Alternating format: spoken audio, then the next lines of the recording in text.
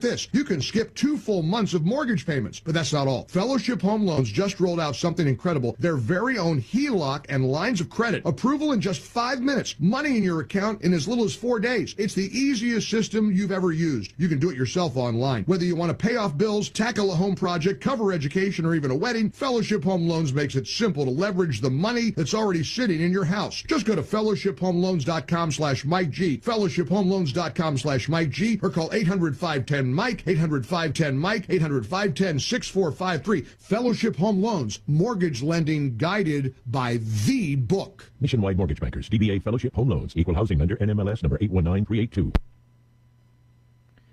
Tanzanians heading to the polls in what's viewed as a key test for the East African nation's democracy. Polling stations are expected to open early this morning across Tanzania, with voters expected to turn out in large numbers to cast their ballots. Voting is also taking place in the semi-autonomous island of Zanzibar, where residents are electing both national and local representatives. With no heavyweight opposition contenders cleared to compete, some analysts say the election may feel more like a coronation for President Samia Suluhu Hassan, who became Tanzania's first female leader after the death of John Magufuli in 2021. The BBC's Alfred Lustig. The Israeli military declares a ceasefire back on track following a series of airstrikes it carried out across Gaza. It says Israeli forces will continue upholding the ceasefire but will respond firmly to any violation. News and analysis, townhall.com. It's something that's bound to delight youngsters of all ages. A newly discovered Dr. Seuss manuscript featuring the Cat in the Hat will be published next year. The book, titled Sing the 50 United States, celebrates the United States and is set for release just in time for America's 250th anniversary. This is the first full manuscript by Dr. Seuss, born Theodore Geisel, to be found since 2015. The manuscript was discovered earlier this year at the Geisel Library in California. New illustrations in the style of Dr. Seuss were created by artist Tom Brannan. Keith Peters, Washington.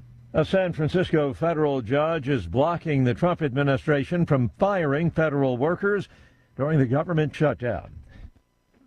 U.S. District Judge Susan Ilston has granted a preliminary injunction, bars the firings while a lawsuit challenging them plays out. More on these stories, townhall.com. It's the Michael Patrick Leahy Show, broadcasting live from downtown Nashville. Now, here's Michael Patrick Leahy. Good morning to everyone throughout the John Fredericks Radio Network. We are indeed broadcasting live from our studios in Nashville, Tennessee. It is Wednesday morning, October 29th. It's lots of stuff to talk about today. We've got a great show for you today. You know, as always, the Morning Rundown is brought to you by our friends at the Glock Store. Glockstore.com, located just a few miles from the airport, right here in Nashville, Tennessee. So here we go. Here is the Morning Rundown for Wednesday, October 29th, 2025. Number 1, day 29 of the shutdown. Now another Democrat, Senator Chris Coons, has admitted that Democrats are keeping the government shut down for leverage. Yeah, I don't think it's going so well. CNN polls show Republicans up and Democrats down. Number 2, Vice President J.D. Vance says that the troops will get paid on November 1st. Well, that's good news. I guess they're moving some money around. They had a private donor. But in the bad news category, 42 million Americans who receive food stamps will not get them on November 1st. That could cause some problems. Be careful on Saturday when you go to a grocery store, particularly in some parts of town, right? Here's interesting about this. I've looked into it. 17% of all food stamps, that of the 42 million, that would put you up, 7 million or so, go to foreign-born residents of the United States. And among illegal aliens, 49% of illegal aliens in the country are getting food stamps. Yikes. Why are we doing that? Number 3, Donald Trump is in South Korea today after big successes internationally in Malaysia and then Japan. He'll be meeting with the dictator, the Chinese dictator, Xi, tomorrow. There are strong suggestions there will be a trade deal signed. We'll see. He's not meeting with Kim Jong-un because they couldn't get their schedules together. All right. Number 4, a gubernatorial poll in California has come out. Emerson College, not always the top-rated pollster, but nonetheless, they have this jungle primary out there. Republican Steve Hilton has a narrow lead in that primary over, what's that, Katie Porter, the very nasty person, the Democrat. Number 5, the New York gubernatorial poll shows Republican Elise Stefanik has a slight lead over Kathy Hochul. That's not surprising. It's from Breitbart. Look, I think Stefanik could win. That would be great. Number 5, I love this story. Riley Gaines has challenged Alexandria Ocasio-Cortez to a debate. They've had this back and forth on Twitter where Riley has really taken it to AOC on policy issues. AOC just has some, kind of nasty personal ad hominem attacks.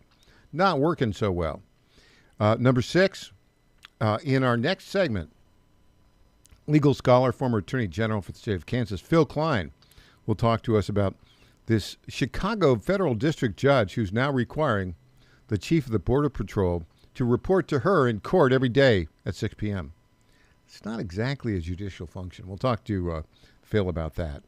Number 7, at the bottom of this hour, we don't usually preview stories with Tom Pappert, our lead political reporter, but this story is so interesting, and so we're breaking new ground here on this. Tom is going to talk about if you're in a public school, a good portion of public schools use a learning management system called Schoology.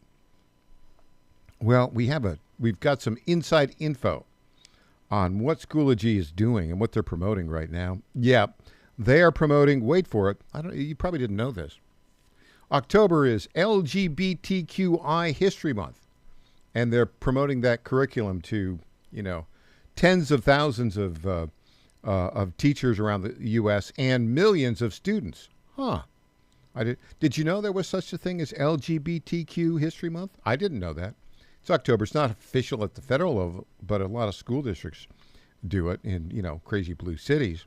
That's to say, and don't forget, you have LGBTQ History Month in October, but June is LGBTQ Pride Month. About 20% of your K-12 students' academic career this year was focused on LGBTQ promotion. Huh. I wonder what the Trump administration has to say about that. Number 8, Sean Davis, the great Sean Davis, the CEO of The Federalist. You've probably seen them. They're really a leading online news site from a conservative perspective. Will be in the house, in studio, in hour 2. I'm looking forward to Sean. He's really a fantastic guy. And The Federalist is a great, great publication. Number 9, the very best Trump impersonator in the world, Sean Farash, will be here. Actually, today he's going to be Zooming in with us because he's in South Korea with President Trump. Asterisk. All right. So there you go. There's a morning rundown for Wednesday, October 29th, 2025. Time once again to talk about our friends at the Glock store. Did you know that in addition to selling more Glock handguns than any other retailer in the country, that they also give away more Glocks than any other retailer? They continually run sweepstakes that give away Glocks. This month, it's no exception. At the Glock store, October is Glocktober. They're giving away the winner's choice of any stock factory Glock handgun. That's up to a $620 value. It's all free, including shipping to your nearest FFL. Now, the easiest way to enter is just buy one of the GS limited edition pumpkin-themed stickers or patches. You'll then be automatically entered into the sweepstakes. 1 entry per sticker, 2 entries per patch. There's complete information as well as a no-cost entry method on the Glocktober giveaway page at glockstore.com/GG. This is the genius of the founder and CEO of the Glock store, Lenny McGill. You know him as That Glock Guy. Now he's getting known as That Glock Giveaway Guy. If you've always wanted a Glock, and especially a free Glock, visit glockstore.com today. Well, there you go. That's the morning rundown. Now, I got to play this. I think we've got time to get this in. So Riley Gaines has had this back and forth with Alexandria Ocasio-Cortez. Last night on the Laura Ingraham show, Riley, who's a great person, we've met her, and she's really fantastic, very, very intelligent, a terrific swimmer, and a great person. She lives right here in Middle Tennessee. Riley Gaines challenged Alexandria Ocasio-Cortez to a debate. We will offer to host this, by the way. Let's go. Clip 22. Position is morally bankrupt and it's politically foolish. For clarity, Laura, yes, I finished 5th in the nation at the Division I National Championships, tying with a 6'4" man who ranked 462nd in the men's division the year prior. It was like a South Park episode, but real life. And whose side does AOC and the rest of the Democratic Party take? They take the 6'4" man who flashed his junk at women in the locker room. That's whose side they take. They cannot help themselves but be on the wrong side of every 80-20 issue, whether it's border, whether it's crime, whether it's castrating children, whether it's parental rights, whether it's men and women's sports. So here is what I will say. I want to honestly challenge AOC to a debate. She can defend socialism. I will defend capitalism. She can defend removing God. I will defend embracing a biblical worldview. She can defend child sacrifice. I will defend the sanctity of life. Any of the radical, insane Democratic policies and platform that they stand for, I will debate the opposite. I'm challenging AOC to adhere. Well, I thought you were going to challenge. Yeah, well, she's challenging AOC to a debate. AOC will not do it. Why? Because AOC is good at delivering a scripted dialogue, but she's not that bright. Riley Gaines is very intelligent and will do very well. By the way, did you catch that other part about it?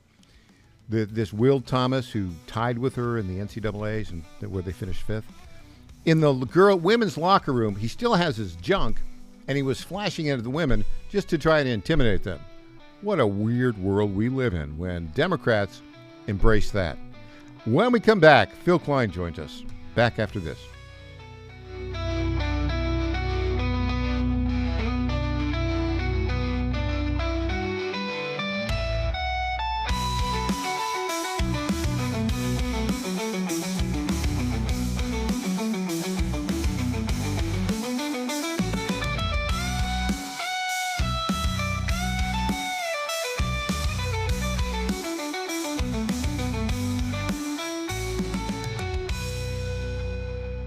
Attorney General Miyares and John Fredericks talk about skill games. They're unregulated slot machines. They pop up in 7-Elevens in every corner of Virginia. The General Assembly has spoken on this. Skill games. These things are illegal. It's the Wild Wild West. Fights break out. Robberies increase. Skill games. They prey on the less fortunate. I say it's a tax on the poor. They're breaking the law. My job is to enforce the law. These machines are not allowed. Enforce the law and get them out of there. When you see skill games, call the local sheriff. These things are illegal. Paid for by Churchill Downs. Ghazala Hashmi is masquerading as a moderate, but she's really a dangerous far-left radical. The facts? Crazy far-left groups bankroll Ghazala Hashmi's campaign, and Hashmi repeatedly voted for taxpayer-funded tuition and driver's licenses for illegal immigrants. She even co-sponsored legislation to lower the penalties for criminals who assault police officers and firefighters. Ghazala Hashmi, masquerading as a moderate, too radical for Virginia. I'm John Reed, candidate for Lieutenant Governor, and I sponsored this ad. Why is Purple Wave Auction the fastest growing heavy equipment marketplace? Our full service online auctions take the hassle out of buying and selling farm, construction, and fleet equipment. Thousands of business owners partner with Purple Wave each month to manage their equipment. Sellers count on our experienced professionals to handle the marketing, paperwork, and payments. And bidders trust in a marketplace free of reserves and hidden fees. Purple Wave is the turnkey online auction service you've been looking for. Purple Wave Auction. Straight, simple, sold. Is your pet ready for some possum fun? At Creekside Pet Hotel in Kennesaw, every day is a tail-wagging adventure. Whether they're romping with friends in day camp, enjoying a staycation in our cozy boarding, or getting pampered in our luxury spa, we make sure every furry guest gets the royal treatment. Happy pets, wagging tails, and the best care. What more could they ask for? Book your pet's perfect getaway today at creeksidepethotel.com or give us a call at 770-422-4700. Cold weather will be here before you know it. At the same time, power outages are on the rise. So here's an important question. If the power goes out when it's really cold, do you have a way to stay warm? If not, you've got to check out the Avesta off-grid space heater from My Patriot Supply. It's a compact, portable space heater that doesn't use electricity. It runs on something called canned heat, which is an indoor safe fuel. It's completely off-grid, and it can heat up a 200 square foot room in a matter of minutes.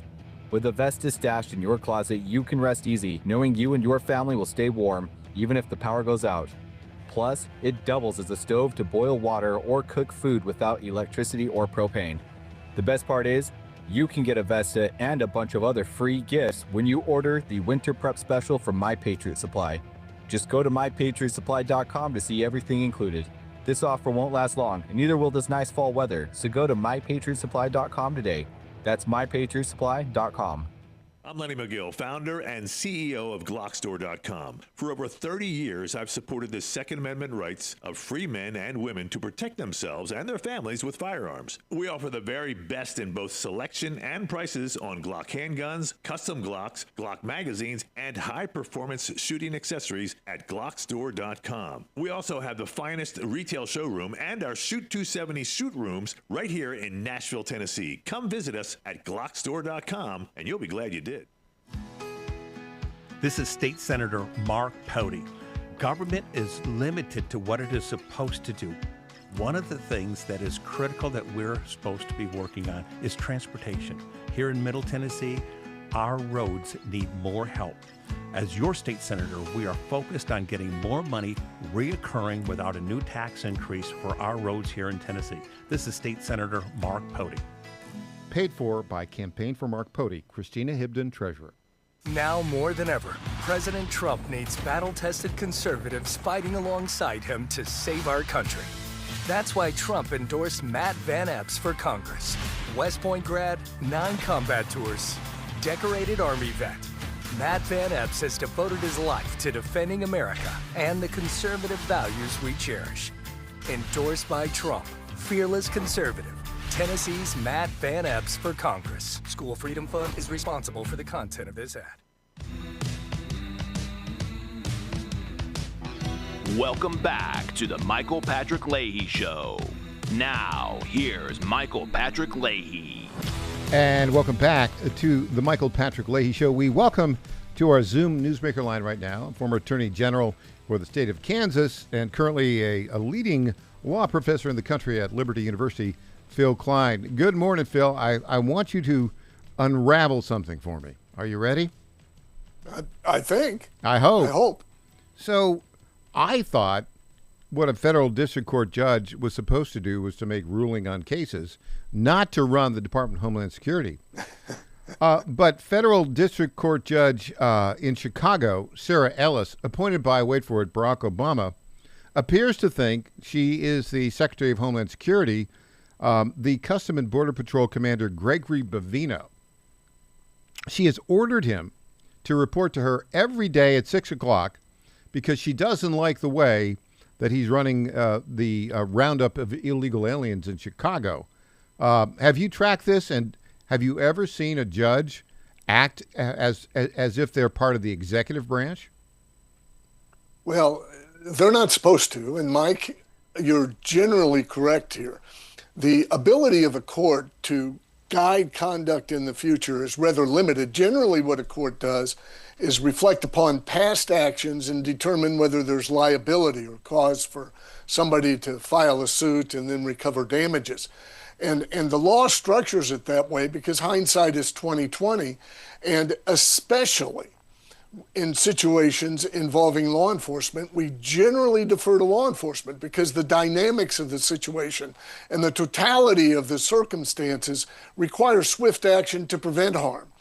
And the judge has engaged in an extraordinary remedy. It is allowed. She has issued an injunction. And in that injunction, though, she has given detailed requirements on how agents must act.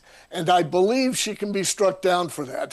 Here's what's absent from the judge's latest order to try to enforce her injunction, her temporary restraining order.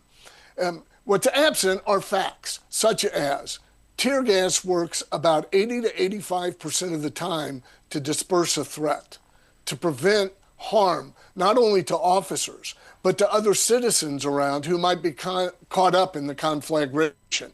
And what you had here is where officers went in to arrest a Mexican national who had a history of assault and criminal conduct, as well as some others, were suddenly surrounded by an angry crowd who were pressing upon them. At least one, threw a rock. Officer was hit, not in any way with serious injury, but you could see this escalating. So the officers deployed tear gas. Now that tear gas is indiscriminate in that it's going to affect everybody that's around it. And it also affected a nearby school where children were gathering in Halloween costumes to do a Halloween parade. So the judges focused in on that and said that this was wrong. They should have issued multiple orders to disperse before they deployed tear gas. I'm here to say, and I've been involved in law enforcement as an attorney general, as a district attorney, that these things move so swiftly on the ground. And this judge has no history in prosecutorial efforts or direct involvement in law enforcement. She was a criminal defense attorney most of her life. For 4 years, she worked for the city of Chicago. Right, I saw and that. There defended police officers. Yeah, and what's interesting about that, about the judge, what is it in the judge's mind that says a judge should have the authority to provide specific guidelines of activities for law enforcement when the judge has zero zip nada experience in law enforcement? I mean, basically said, well, you should have given 2 warnings. Well, I mean, there was a tire slash, a rock thrown. The problem was escalating. She seems to be on the defense side of illegal aliens who are about to be rounded up for crimes and deported out of the country. Your thoughts on that, Phil Klein? Well, I think she's on the political side because the judge took one set of facts, made it the entire case, did not consider any nuance in her orders, and has decided that she's going to run the show in Chicago. I believe she is subject to reversal, and I hope she is challenged. It reminds me in the orders in L.A. where a district court judge told ICE officials that they couldn't consider language barriers as a basis to have reasonable suspicion. They can't, a whole host of things, which employment as well as their ethnicity in determining whether somebody might be illegal. And it is reasonable to consider those things in the totality as to whether you're going to engage in a stop and seek identification and verification of citizenship. That order was overturned. You don't have judges out there in robes that are bringing about the protection of the public and peace in these situations. And they shouldn't think that they are capable of detailing this type of orders on how ICE officials can react when there is actual violence being perpetrated against them. Yeah, and she's basically saying in the couple of seconds when you acted, you didn't do what I told you to. Therefore, you need to come in every day at 6 o'clock, Mr. Bavino, who's the Border Patrol chief there, and you've got to report to me. That is the judge basically observing and controlling the executive branch on a day-to-day basis. I've never seen that. Have you?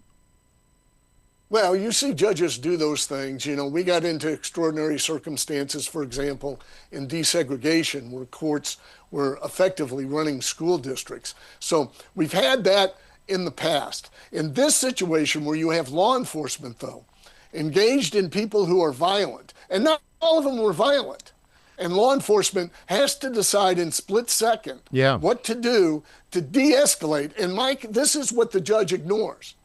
The crowd dispersed. No guns were drawn. No lasting injuries occurred, even though people were bent on violence against ICE officials.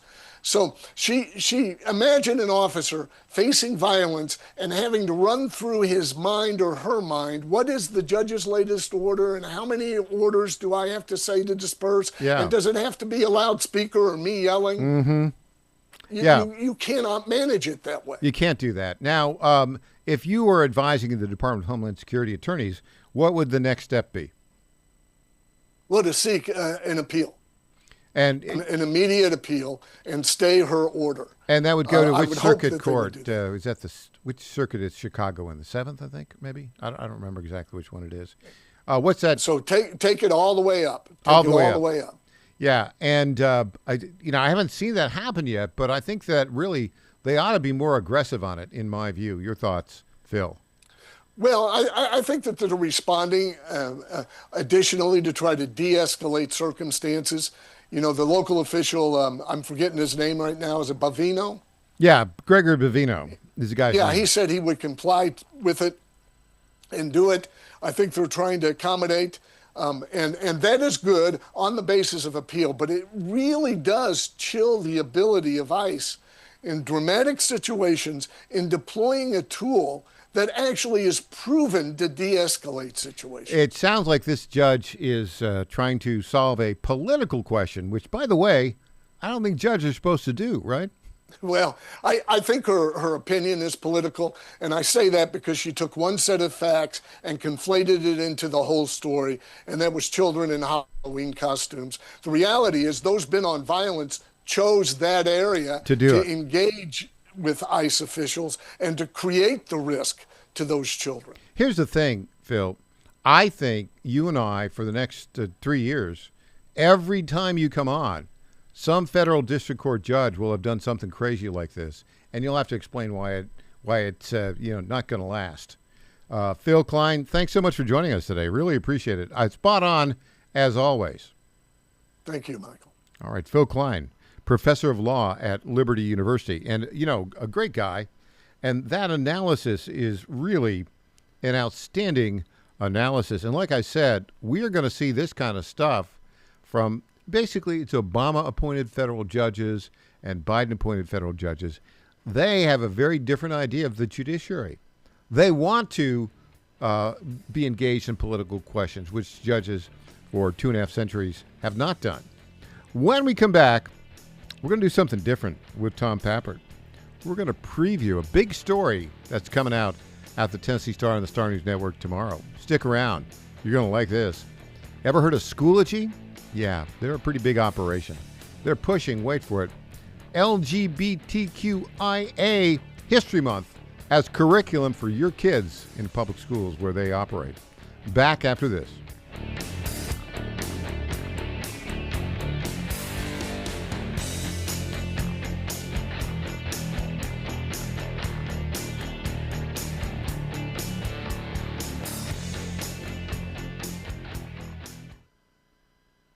Now more than ever, it's imperative to support companies that share our conservative values. That's why I can't be more excited to tell you that I've switched my family to Patriot Mobile. Patriot Mobile is America's only Christian conservative wireless provider. When you switch to Patriot Mobile, you shift your support away from the leftist, woke, progressive agendas of Big Mobile. Patriot Mobile's wireless service works perfectly and seamlessly as you go about your lives with exceptional nationwide coverage that uses the same towers the main carriers use. Patriot Mobile donates a portion of every dollar earned to causes you care about, to organizations that fight for religious freedom, First and Second Amendments, sanctity of life, and the needs of veterans and first responders. Patriot Mobile has plans to fit any budget, along with great discounts for our veterans and first responder heroes, as well as multi-line users. Switching is easy. Just go to patriotmobile.com/Godzilla or call their U.S.-based customer service team, 972-PATRIOT. That's 972-728-7468. Use offer code Godzilla for free activation. Did you ever stop and think, why do the wealthy pay less taxes than we do? One reason, they take full advantage of the IRS tax code. Today's tax code is over 2 million pages. Who can read that? Remember the 2016 debate with Hillary Clinton? When asked why he doesn't pay more taxes, President Trump had the perfect answer. He said, if you don't like the current tax code, change it. I follow the very laws that you wrote.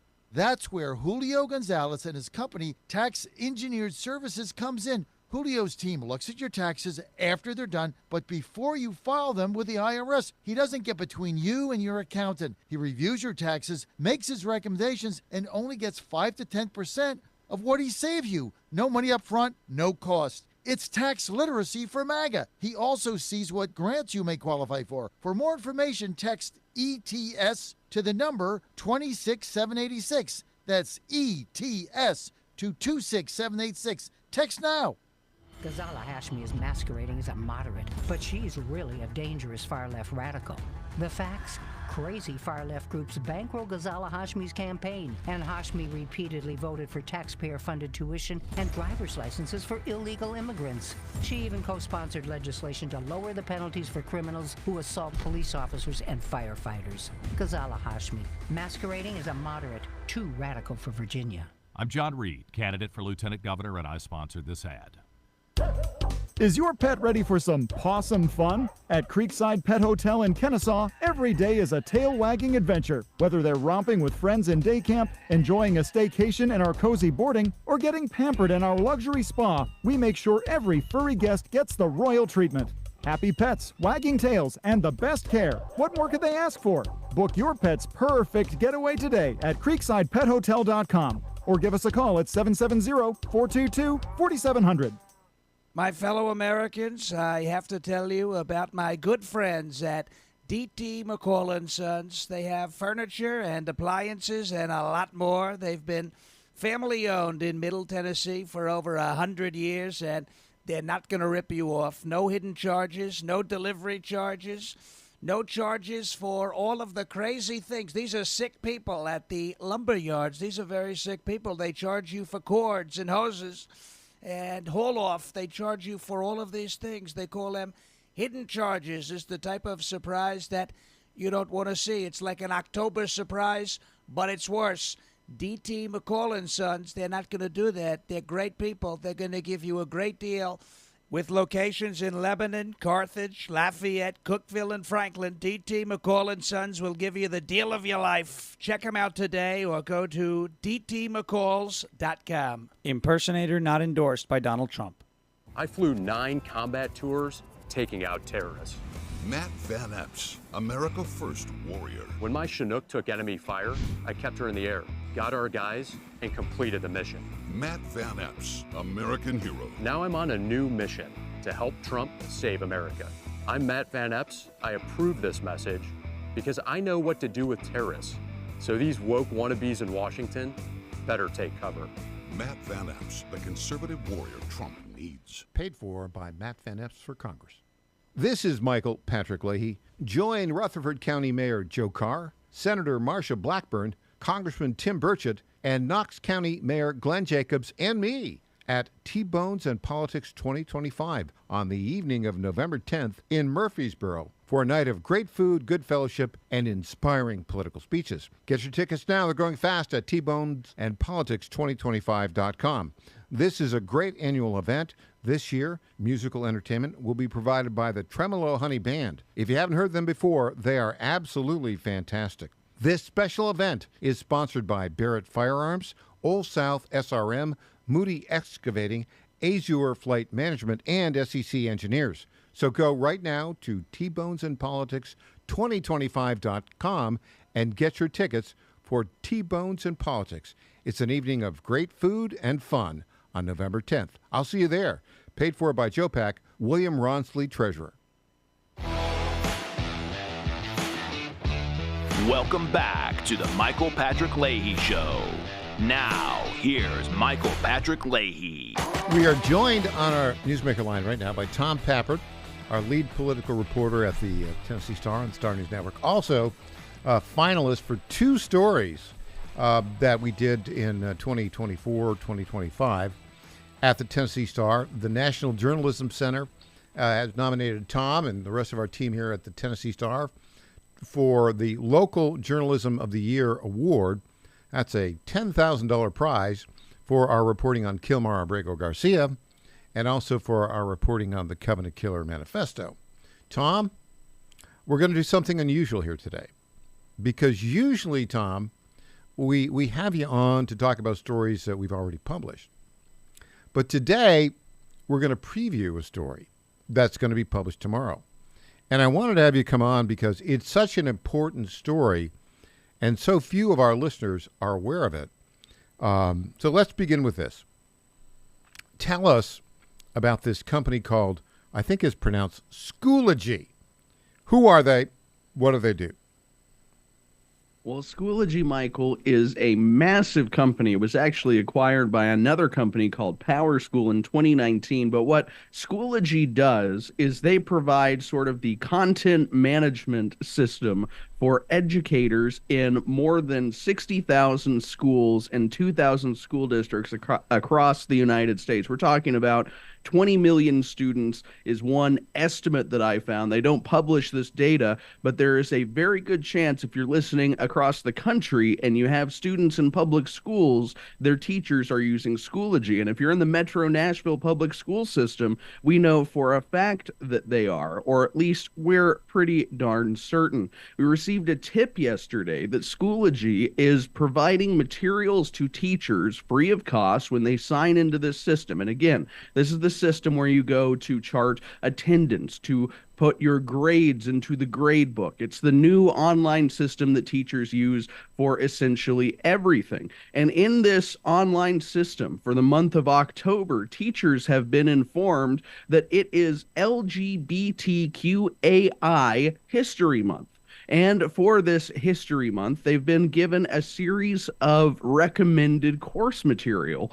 For example, about the Lavender Scare, which they claim was a decades-long campaign created by Senator Joseph McCarthy during the same time as the anti-communist Red Scare, specifically to purge gay, lesbian, transsexual, etc. people from the workforce. They also offer a treatise on the Pulse nightclub shooting. That, of course, happened back in 2016. They might, of course, our audience may not be surprised to learn, Michael, that they do not note the perpetrator of this attack, self-identified as a radical Islamist who pledged his loyalty to ISIS at the end of the attack. And what's interesting about this curriculum and this recommended materials for classrooms is, well, there's two things. One, Tennessee has a state law that requires all teaching materials that are going to go to before students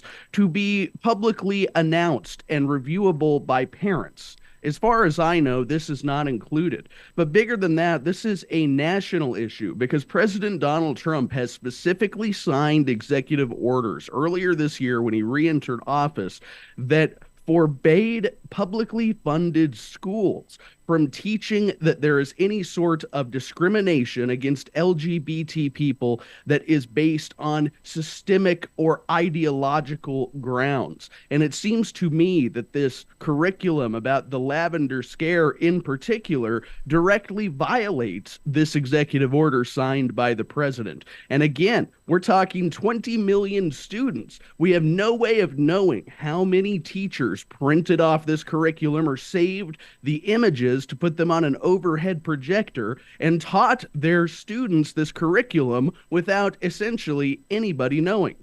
Now, the federal government will announce, months to celebrate this or that, and I think there is actually a federal National Black History Month, but there is not a federal LGBTQ History Month, but that month is celebrated within by a number of states.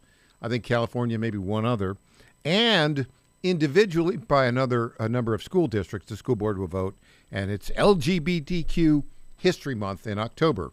This has been around for, 20, 30 years, and sporadically. By the way, there's also LGBTQ Pride Month, which is June, right?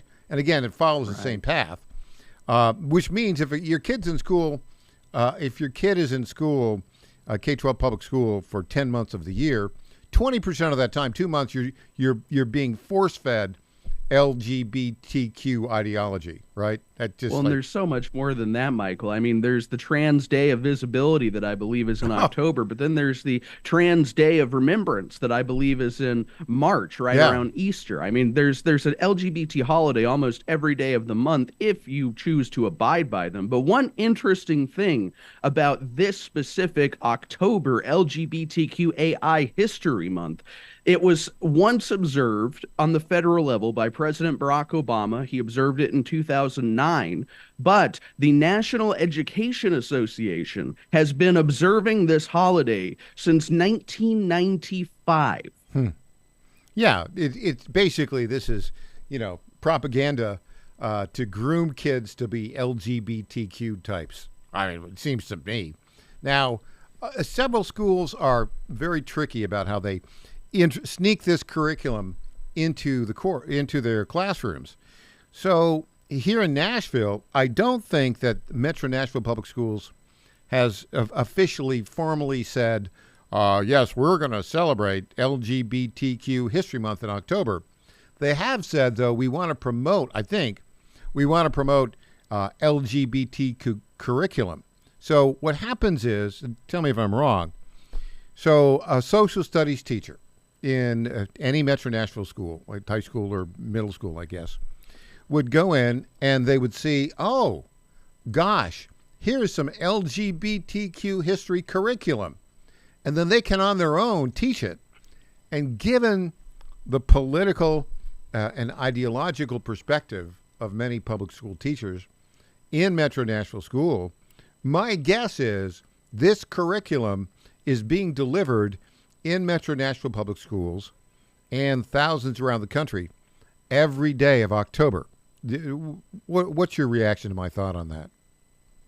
Well, I think that's exactly how it works, Michael. I think that it's maybe even a little bit more insidious, though, because for those of us in the private sector, it's kind of hard to compare. It's imagine you open your email, you get to the office, you open your email, see what's the day ahead of you, and your boss has emailed you something and says, hey, you can use this. It may break the law, but you have my permission to use this, because that's essentially what's happening here. They go to record attendance. One would imagine that's one of the first things a teacher does every single day, and it pops up, here's some free curriculum for you to show your students. It would seem to me that this has a certain level of official officiality to it that I think is going to give teachers the impression that this is something that is very good and important and meant to be used in their classrooms. Well, I would think so, especially if the school board says we want to promote LGBTQ friendly curriculum. And then in their preferred and recommended and actually required learning management system, this Schoology thing, it pops up, every day. Here is your LGBTQ history lesson for today. I think what's happening is this is absolutely an end run around Tennessee state law and around federal law and around the executive order of Donald Trump. And as we speak today, this LGBTQ history curriculum, which, by the way, has been prepared, who helped prepare it with this GLAD Center? What are these guys called? GL?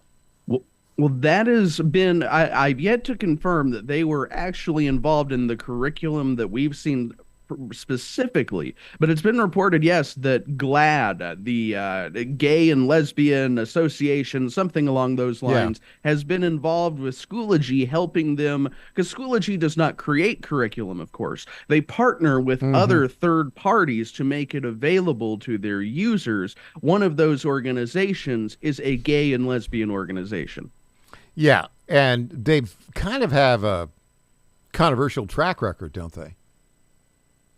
Yes, they've essentially, this is one of the many LGBTQIA organizations that has been totally captured by the far left. And it would not surprise me at all if they are the exact entity that created this curriculum, which again claims, like, there's a lot going on in this curriculum. One, it claims that there was not anything bad with the communists in the 1950s. They were not infiltrating our government. We now know this is untrue. It claims that there was some sort of anti-communist hysteria, as though communists are something to be protected in this country, like a protected class. And then it claims, of course, that the LGBTQ people of the era, the 1950s, suffered all of the same harms that these poor, misunderstood communists experienced. Like, this is serious high-level propaganda, and it would not surprise me if it comes from a progressive LGBT group. Tom, stick around, because I want to kind of get an inside look at how you go about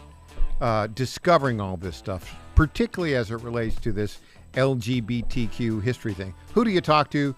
Do they respond? Do they run away and hide? All that sort of stuff. Back with Tom Pappert after this.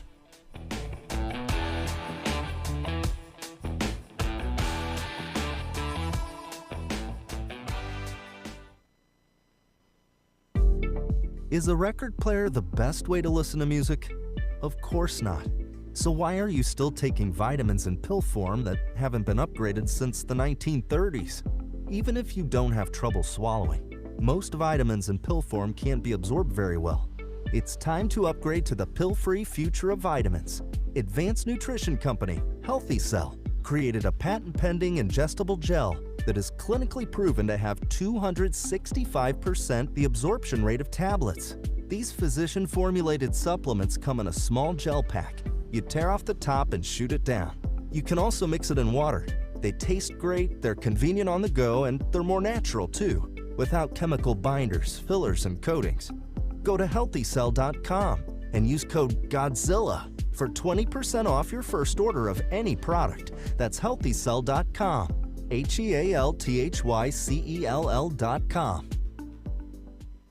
It's simple. No worker should ever be forced to pay money to a union boss just to get or keep a job. That's why hard-working Virginians overwhelmingly support right to work and agree that forced unionism is wrong. The good news is Republican gubernatorial candidate Lieutenant Governor Winsome Earl-Sears has pledged 100% to defend Virginia's popular right to work law and the economic opportunity that it provides. Unfortunately, her opponent, Abigail Spanberger, can't say the same. In Congress, Spanberger repeatedly co-sponsored legislation that would have wiped out every right to work law in the country, including Virginia's. Her record shows she supports big labor's agenda and their plan to repeal Virginia's popular right to work law. It's time for Abigail Spanberger to change her ways and apologize for support of forced unionism. Call Abigail Spanberger now and urge her to pledge to protect Virginia's right to work law. 804-223-0770. Here's what Governor Glenn Youngkin had to say. We have to protect right to work. This ad was paid for by the National Right to Work Committee.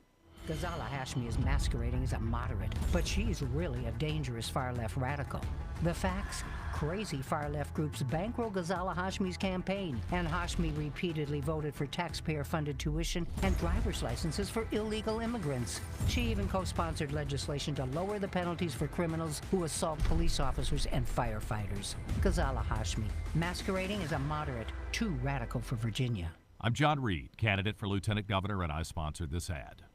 The Cats and Cosby Show. It's a common sense recap of the big stories. Mamdani visited a very controversial Brooklyn mosque just months after the imam there called for the annihilation of Israel. Your thoughts? This is a total failure of the media, the journalists, and the Democratic Party to confront this kid with his own background. He's a rabid socialist. Cats and Cosby, 5 Eastern, 4 Central on the John Frederick Media Network. He gave the finger to the Columbus statue. Right. I can't almost think of any group he hasn't offended. Hey there, it's Lenny McGill, founder and CEO of GlockStore.com. For over 30 years, I've supported our Second Amendment rights with GlockStore.com, the world's #1 source for Glock handguns, parts, and accessories. I also support accurate, unbiased journalism like The Michael Patrick Leahy Show. His team broke the Kilmar Abrego Garcia traffic stop and was the first to obtain that video. Independent journalism at its finest. Visit us at GlockStore.com, listen to Michael Patrick Leahy, and make America great again. This is State Senator Mark Pody. Government is limited to what it is supposed to do. One of the things that is critical that we're supposed to be working on is transportation. Here in Middle Tennessee, our roads need more help. As your state senator, we are focused on getting more money reoccurring without a new tax increase for our roads here in Tennessee. This is State Senator Mark Pody. Paid for by Campaign for Mark Pody, Christina Hibden, Treasurer. Welcome back to the Michael Patrick Leahy Show. Now, here's Michael Patrick Leahy. We are joined in studio by our very good friend Sean Davis, who is the CEO of The Federalist. Sean, thanks for coming in. Thank you for having me. And on our Zoom Newsmaker line, here's my tagline for Tom Pappert, our lead political reporter at the Tennessee Star and Star News Network. The best investigative reporter in the country not named John Solomon. You like that? Tom, welcome. So we wanted to talk a little bit about the big story you've got of this Schoology learning management system which serves 20 million K-12 public school students in America. I think there's like 73 million public school students in America, K-12, which means this is, a pretty big chunk of schools. We got a tip that the Schoology system, as used in Metro Nashville, has Metro Nashville Public Schools, has basically a very detailed LGBTQ history curriculum that is to be delivered by the social studies teachers to the students. Now, when we have a tip like this, how do you go about verifying the details? For instance, do you talk to Schoology? Do you talk to Metro Nashville school officials? What are your steps, and what do you do when they don't respond?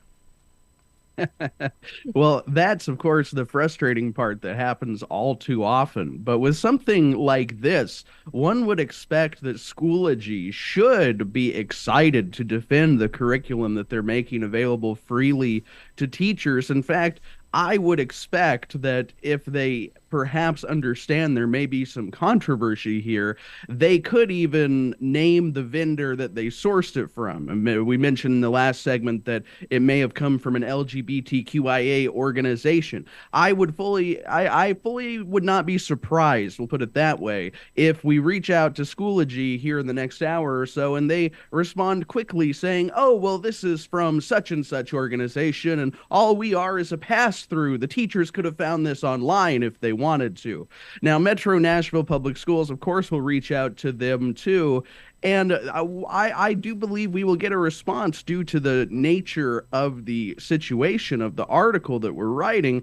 But I fully expect that response will be something to the effect of, oh, well, this was just available and we have no control over whether teachers can see that, but they know that they're not supposed to use it, so it's no big deal. So in a story like this, really, the real struggle isn't necessarily having statements from these organizations who can very easily dance around the English language, but it's finding things that are incontrovertible. So what I'm very interested in is figuring out exactly where this material, as it appears in the contents that we have, where it came from, who created it, how long it's been used, and in what context, who came up with this? What was their original idea? And I think that we're going to be able to do that. We'll see. Some of this teaching material is very heavily locked down under copyright law and is purged from the internet as soon as it's posted. But I think that that will tell the tale of what's going on with this material.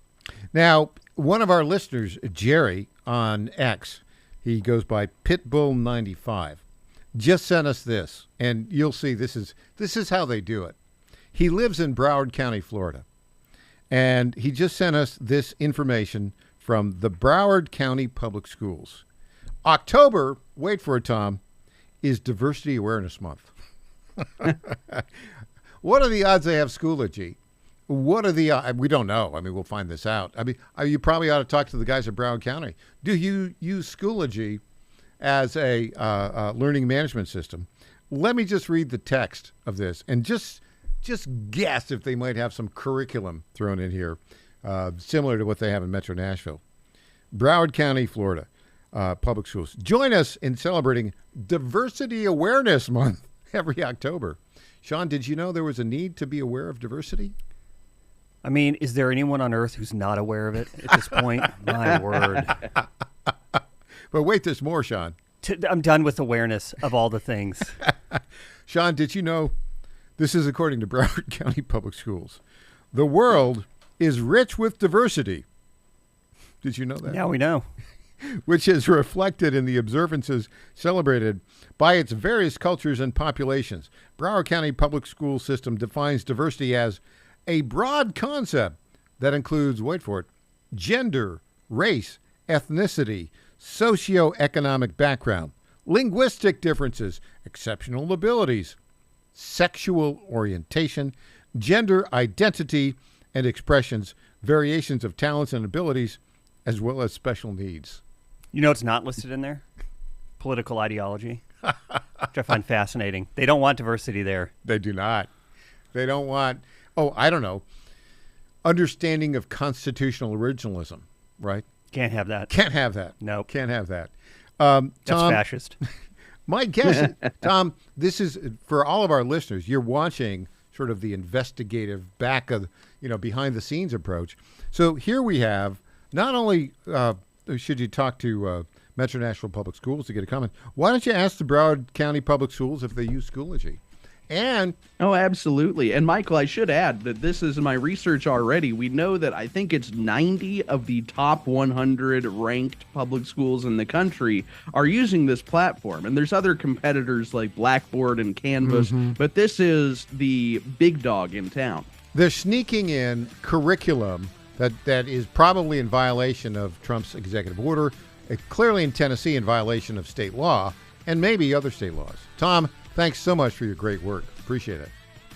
Thank you, Michael. Always a pleasure. When we come back, Sean Davis is in the house, and we're going to learn all about Sean and the Federalist and what a great opportunity it is to learn about a great publication and a great guy. Back after this.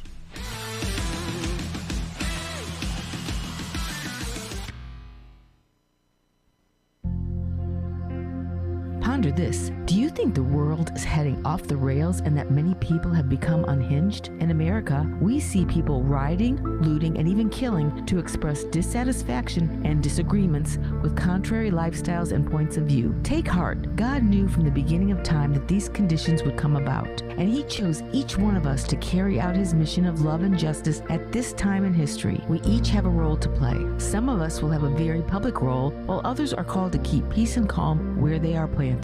Many are called to raise God-fearing children in healthy Christian families. Wherever God has placed you, pray to know His will for you. Pray hard. Sometimes persistence and perseverance in prayer brings amazing results. God is listening and often wants to hear from you over and over again. Your job is to know God's will for you and just do it. And pray, trust, and persevere. I'm Susie Kelly at ponderfulmoments.org.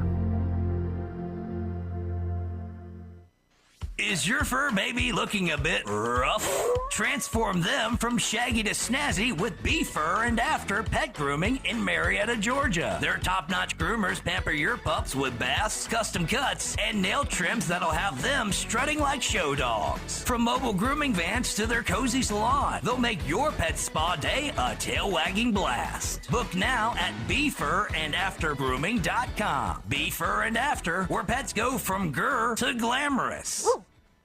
John Fredericks loves his radio and TV audience, but did you know how to follow the Godzilla of Truth wherever you go? Download the John Fredericks Radio Show app to listen live nationwide. For the daily chit-chat, Trucking the Truth, download the Getter app and join the morning fun on Getter Live from 6 to 10 a.m. Follow John Fredericks on Getter, Truth Social, or Twitter at WJFN, Goochland, Bonaire, Chester, 100.5, 107.7, 92.7 FM, AM 820, and WJFB, Portsmouth, AM 1650. Breaking news this hour from Town Hall. I'm Rich Thomason.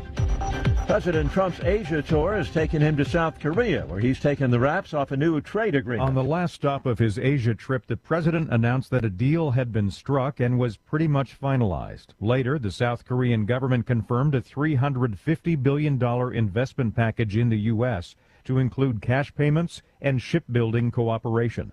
Also, U.S. tariffs on South Korean cars will be lowered from 25 to 15%. White House correspondent Greg Clugston says tomorrow Mr. Trump will meet with Chinese President Xi. The two leaders expected to announce a U.S.-China trade pact.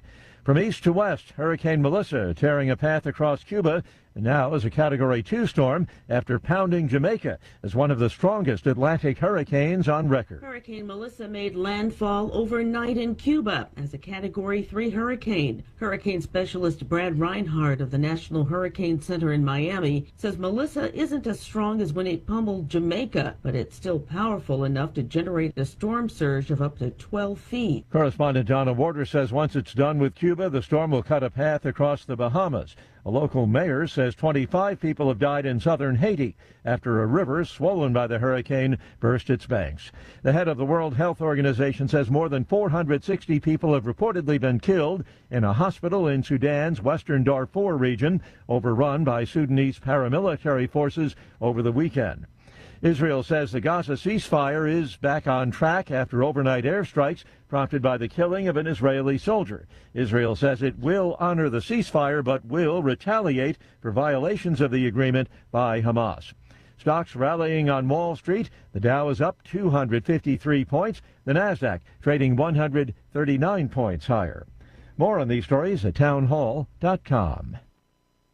Hey, I'm Mike Slater. My dad passed away at the age of 63. It's out of nowhere. Had a stroke. Super hard, obviously, for the whole family, but my dad had life insurance. This is why I have life insurance for my family, for my wife and 4 kids. And the best place to get life insurance is ethos.com, because you can do it in 10 minutes. And there's no medical exam and no blood test, just a few health questions. Get life insurance in 10 minutes so your family is protected. Ethos, E-T-H-O-S, ethos.com/Mike. Todd Nettleton, who is the Voice of the Martyrs radio host, he's traveled to all these restricted nations for over 20 years and met these courageous Christians, and he's written a book, When Faith is Forbidden, 40 Days on the Front Lines with Persecuted Christians. We want you to check it out. You can request a free copy by calling 844-463-4059, or you can visit vom.org/unashamed. Check it out. You will be inspired by this book. Elon Musk has launched Grokpedia, a crowdsourced online encyclopedia that the billionaire seeks to position as a rival to Wikipedia. Musk announced on social media that, quote, Grokpedia.com version 0.1 is now live. He was also quick to promise further improvements. The site aims to present what it calls the truth, the whole truth, and nothing but the truth. Grokpedia currently has a minimalist layout with a search bar and claims to have more than 885,000 articles. Some reports suggest Grokpedia uses AI to generate content. If so, that differs from Wikipedia, which relies on volunteers. Bob Agnew reporting. President Trump acknowledges he cannot run for a third term, citing constitutional limits. Quoting Mr. Trump, "I'm not allowed to run. It's too bad." His comments came after House Speaker Mike Johnson said it would be impossible for Mr. Trump to keep serving as president, explaining that the 22nd Amendment prevents a third term. Townhall.com.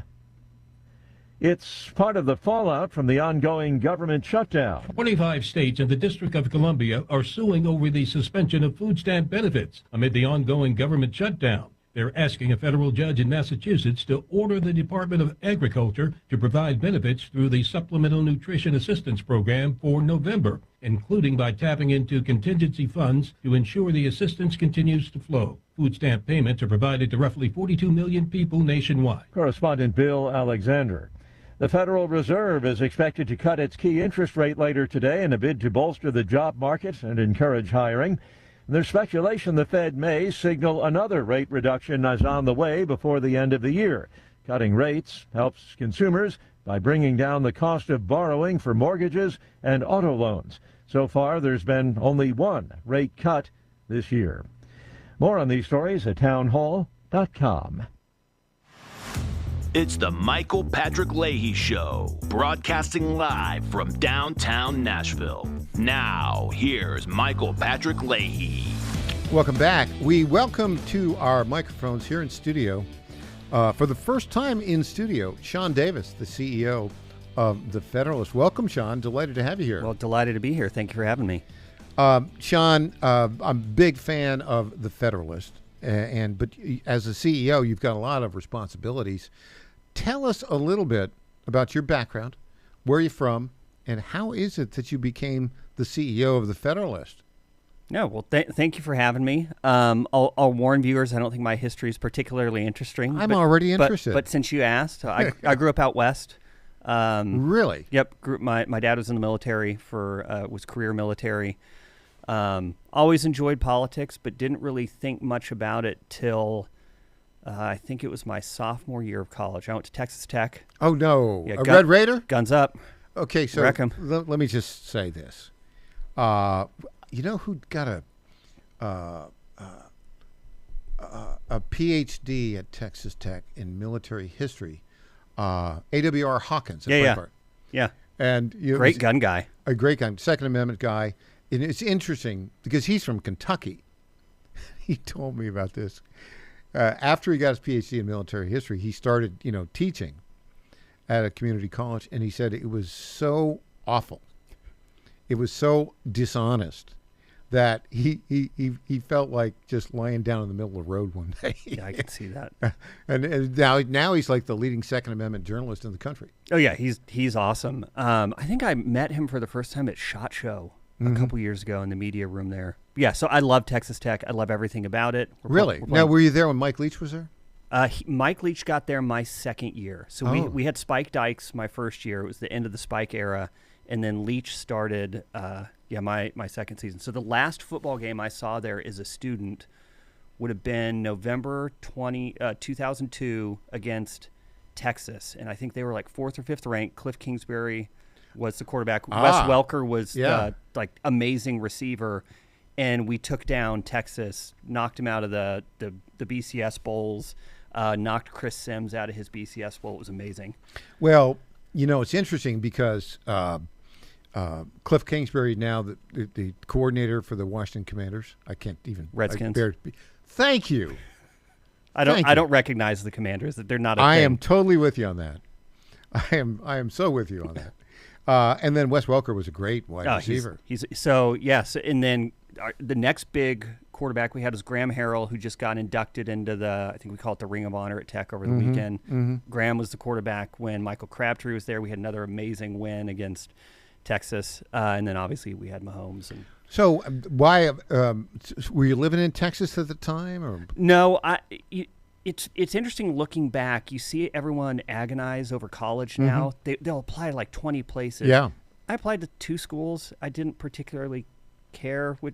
I wanted to go to college. Where were you living at the time? What's I was in New Mexico. Okay, so that makes sense. Yeah, so right. I had looked at University of Arizona or Texas Tech, visited U of A, didn't like it. Nothing against the school, but it wasn't. Really, what did you not like about it? It was too much of a California vibe. It is in the Tucson area. Now not so much as ASU, which is in Tempe, which is like super California just because of the weather. Yeah, it's just not my vibe. Yeah, went and visited Tech, love it, had a full scholarship in there. Lubbock. They gave you a full scholarship. Yep, that's pretty good. Yep, loved it. What did you like about? Because to me, I think West Texas. I think a sparse population, Dust Bowl, cattle.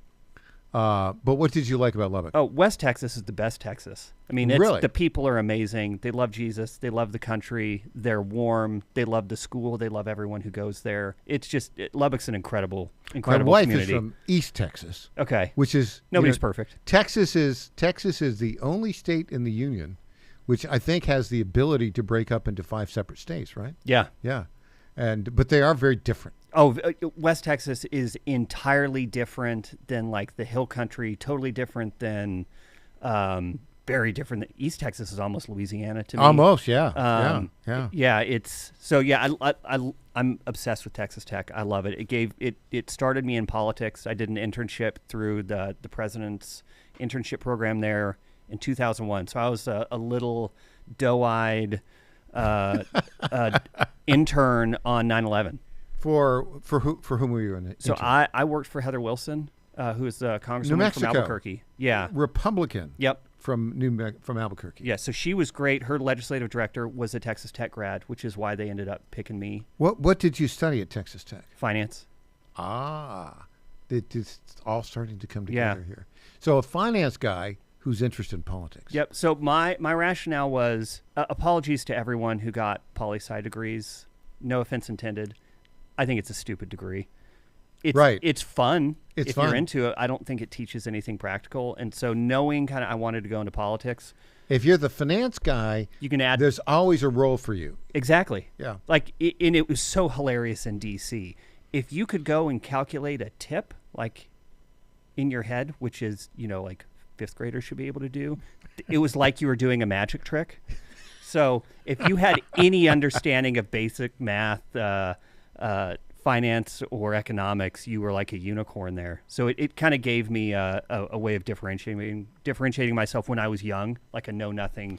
So you were a legislative intern or assistant? I was an intern. With Heather Wilson on 9/11. Yep. Tell us about 9/11. So that was interesting. It's hard to go back and just see how different the world was. The big story at the time, I remember Tech had an apartment, so all the interns lived together. Okay. Like a block from the Capitol. Mm-hmm. And the big thing everyone was talking about was Gary Condit and his missing intern, Chandra Levy. I remember that. And he went and did this interview with Connie Chung. Yeah. Everyone, it was super weird interview. Everyone was Weird talking guy. about weird guy. I think he was from the Central Valley, California. Yes, he was. And then Modesto, I think. Yep. Yeah. And then like a week later, bam, 9/11. Yeah. So I was in the office when the first plane hit, and I remember the staff assistant saying, like, is this like an attack? And I remember like, no, like sometimes planes run into the world. It had happened before, like little prop planes would run into it. Yeah. I thought, no. So I ended up getting to go to some telecom conference downtown because I thought, oh, this will be fun for you, an intern, like hop on the metro, go down there. So I was down there when the plane hit the Pentagon. Didn't really know the second plane had hit. We didn't have, like, I had a cell phone, but it was just for calls. There's no texting. Yeah.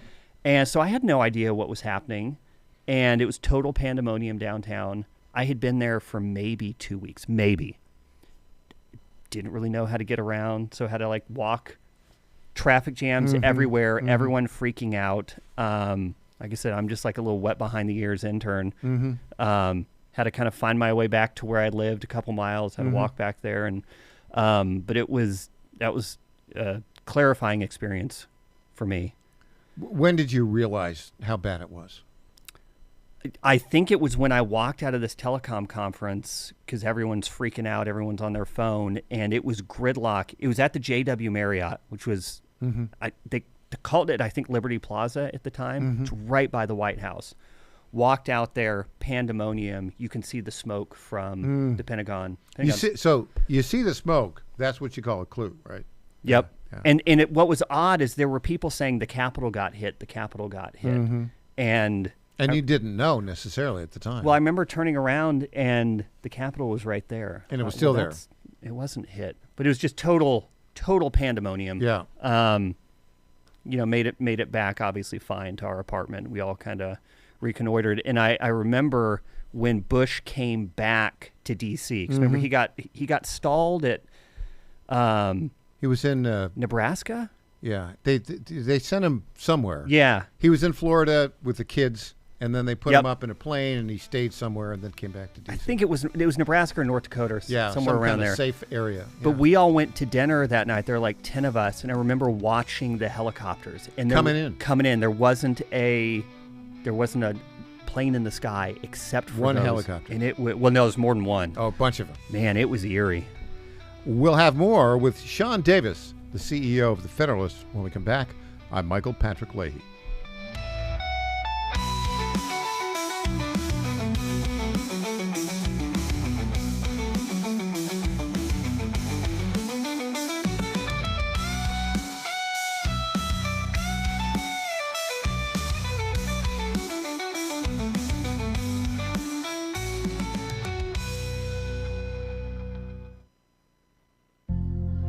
Ponder this. Adding a drop of water to a mostly filled glass of water would not make a noticeable difference. However, adding a drop of arsenic to the same glass of water could be deadly. Likewise, how is it that one person can change the world and another make no noticeable difference? This is the case of a man named Charlie Kirk. He was like a drop of sanity in a culture that is overflowing with insanity. Charlie was not an elected official. He wasn't a powerful businessman. He wasn't even a household name. But Charlie was a man driven by his love for the Lord, his love of family, and his love for country. He knew America was the greatest country in the world, and he saw how his young people were being led astray by unhealthy and anti-Christian ideologies. Charlie was sent by God to be an inspiration to many. If you listen to God's calling as Charlie did, it could perhaps change your life and the lives of those around you like you never thought could be possible. Call on God and ask Him to send you, and be prepared. He will. I'm Susie Kelly at ponderfulmoments.org.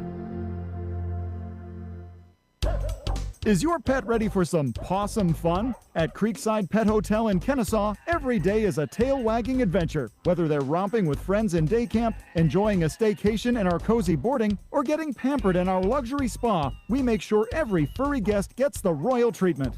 Happy pets, wagging tails, and the best care. What more could they ask for? Book your pet's perfect getaway today at CreeksidePetHotel.com. or give us a call at 770-422-4700.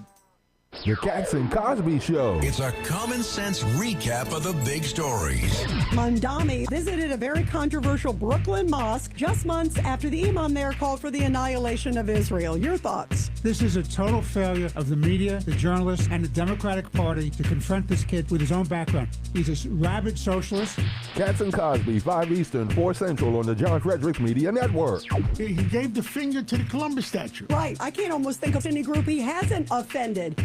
If you plan on voting for the Republicans in Virginia in November, vote early. That is the key to victory. Let's hear what Governor Youngkin has to say. We have to get the vote out, and you have to vote early. Something could happen on Election Day, and you will miss it, and we can't afford to miss it. SecureYourVoteVirginia.com is ready to help you make a plan to vote early. Get out and vote. Every single vote counts. Go to SecureYourVoteVirginia.com and make a plan to vote early. Early voting is underway. The time to vote is now. Paid for by Spirit of Virginia.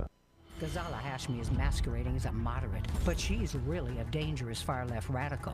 The facts?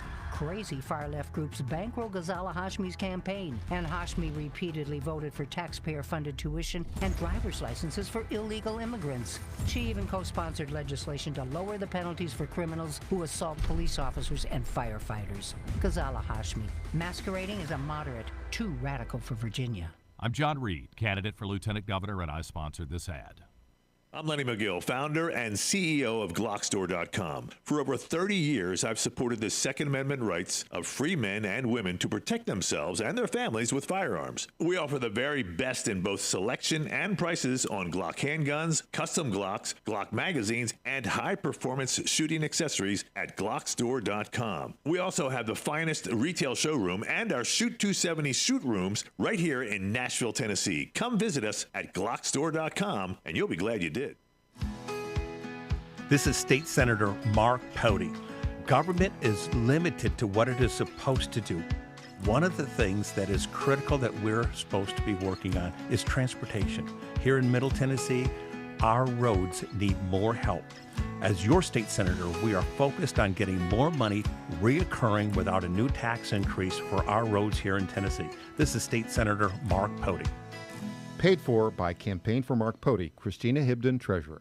Now more than ever, President Trump needs battle-tested conservatives fighting alongside him to save our country. That's why Trump endorsed Matt Van Epps for Congress. West Point grad, 9 combat tours, decorated Army vet. Matt Van Epps has devoted his life to defending America and the conservative values we cherish. Endorsed by Trump, fearless conservative.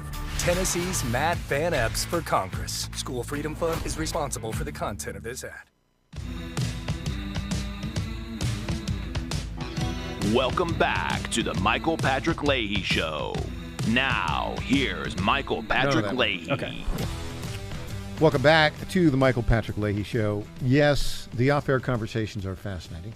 Yes, radio is kind of a limited way to have a good conversation. That's why everything's moving to podcasts. Our guest, Sean Davis, the CEO of the Federalist. Sean, we're talking about eras of history off air. And you said your adult life has been in the post 9/11 era. We're coming into a new era. Tell us a little bit about your thoughts on that. Yeah, so if you look back, kind of we had the post-Cold War era, which was very short-lived. We had about 10 years of it. And that came on the heels of kind of the post-World War II era. Then 9/11 happened. And I think for the next really 20 years, we were living in the shadow of 9/11. Mm-hmm. Our foreign policy was driven by it. War after war was fought over it. The Obama era, which was remarkably destructive in so many ways on America, that was an after effect of, I think, the Bush foreign policy. Tell us why. You had Bush come in, if you recall, in those early debates with Gore, he said, I don't believe in nation building. The job of the military is to go and win wars. The military doesn't go and build nations. So what does he do, less than a year after being inaugurated? Mm-hmm. I get it. They hit us. We need to go and crush them. He goes into Afghanistan rather than just routing the Taliban, carpet bombing the whole place, maybe nuking it and saying, don't make us come back. We decide that we're going to help build a new nation in Afghanistan. Then not even 2 years later, we get the war in Iraq, which in hindsight was based on a totally false rationale of new weapons of mass destruction. They weren't there. They were the same weapons he'd had that we knew about in the early 90s. Those end up being just complete disasters, extremely costly in terms of lives, money, and in opportunities. And even in the mid-2000s, people were sick of it. That's what brought Barack Obama along. Barack Obama beat Hillary Clinton because of her support of the Iraq War. So then he comes in, he's this new face. Obviously, he doesn't really do much of anything to end the wars. In fact, he kind of expands a bunch of them. He helps launch the Arab Spring. He helps launch the Maidan Revolution. In Ukraine, he's doing drone strikes all over. Like, Obama was the drone king. So we have the entire kind of American foreign policy and domestic policy tied up in 9/11. Trump was the beginning of the end of that. It was a big undersold part of his appeal was his total lack of tolerance with the nation building and the unnecessary foreign wars. Excuse me. And then I think September 10th, 2025, we entered a new era. That was the assassination of Charlie Kirk. I think we are now in the post-Charlie Kirk era of American martyrdom. I think he was the first true Christian American martyr who was murdered because of his faith. His faith infused everything he believed about politics, and he was murdered for it. And I don't think we have quite grasped yet how different the world is now and how different our country is as a result of what happened to him and what we've seen in the wake of his killing. So I think we're in a very new, chaotic, potentially very dangerous new American era. Yeah, I think you're right. I've said on this program that I think in the country today, a population of 350 million people, something like that, there are at least 100,000 people who are willing to kill their political opponents. At least 100,000, maybe more, and there's probably 1 million or more who are aiding and abetting those potential assassins. And there's probably 20 million Americans who are ideologically aligned and okay with that. That's sort of my best guess. But if you look at, as an example, Apple had this ice tracker app. Before they shut it down, they had 1 million people on it, right? So I think you're exactly right. I think in terms of historical parallels to where we are right now, you look at internationally, you look at the French Revolution. But here in America, I think this propensity to engage in violence and murder is very similar to the period of American history just before the Civil War, Bleeding Kansas, where John Brown, the abolitionist, went into Kansas and executed in the middle of the night 5 people he thought were pro-slavery.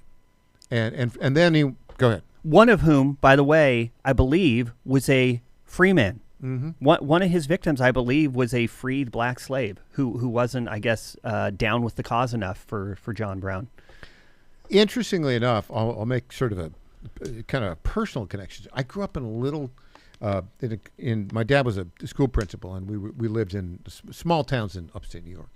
And we spent 3 years in Stockbridge Valley, which has it has a community called Munnsville and another community called Peterborough. Peterborough was named after Peter Smith, who got rich working with the Astors on fur trading. His son was Garrett Smith. His son was part of the Secret Six. The Secret Six, who, wait for it, funded John Brown's attack on Harper's Ferry. Wow. Look at the parallels today. Look at the leftists who are funding the radical leftists today. Oh, there's not just a parallel. It's not just an echo. They're forming John Brown gun clubs. Yes. And what's interesting about it, you saw this kind of during the first Trump presidency. They've created this permission mechanism in their head where they say our opponents are fascists and Nazis. So that's a very easy way to dehumanize someone, number one, so that number two, you can justify violence against them. Yeah, against exactly. them. So they would have shirts, punch a Nazi, go attack a Nazi. That was the justification for killing Charlie Kirk, fascist catch. Once you have decided that your enemy is morally equivalent to Adolf Hitler for whatever reason, like maybe he believes something crazy like boys and girls can't change their sex. Pretty crazy. Yeah. they have all the justification they need to go kill them. And so you have Antifa, you've got the completely deranged, ideologically trans left, and you've got the John Brown Gun Club, and they have decided, much like John Brown did, that the ends clearly justify the means. And if the end is having removed a fascist or an anti-abolitionist or a Nazi, then so be it. If you look at the polling about whether or not they thought it was a good thing that Charlie Kirk was assassinated, you look at it, age 18 to 29, I think the numbers were pretty high, like maybe 30%, somewhere in that range. That is shocking to me, but it's the world we live in, I think.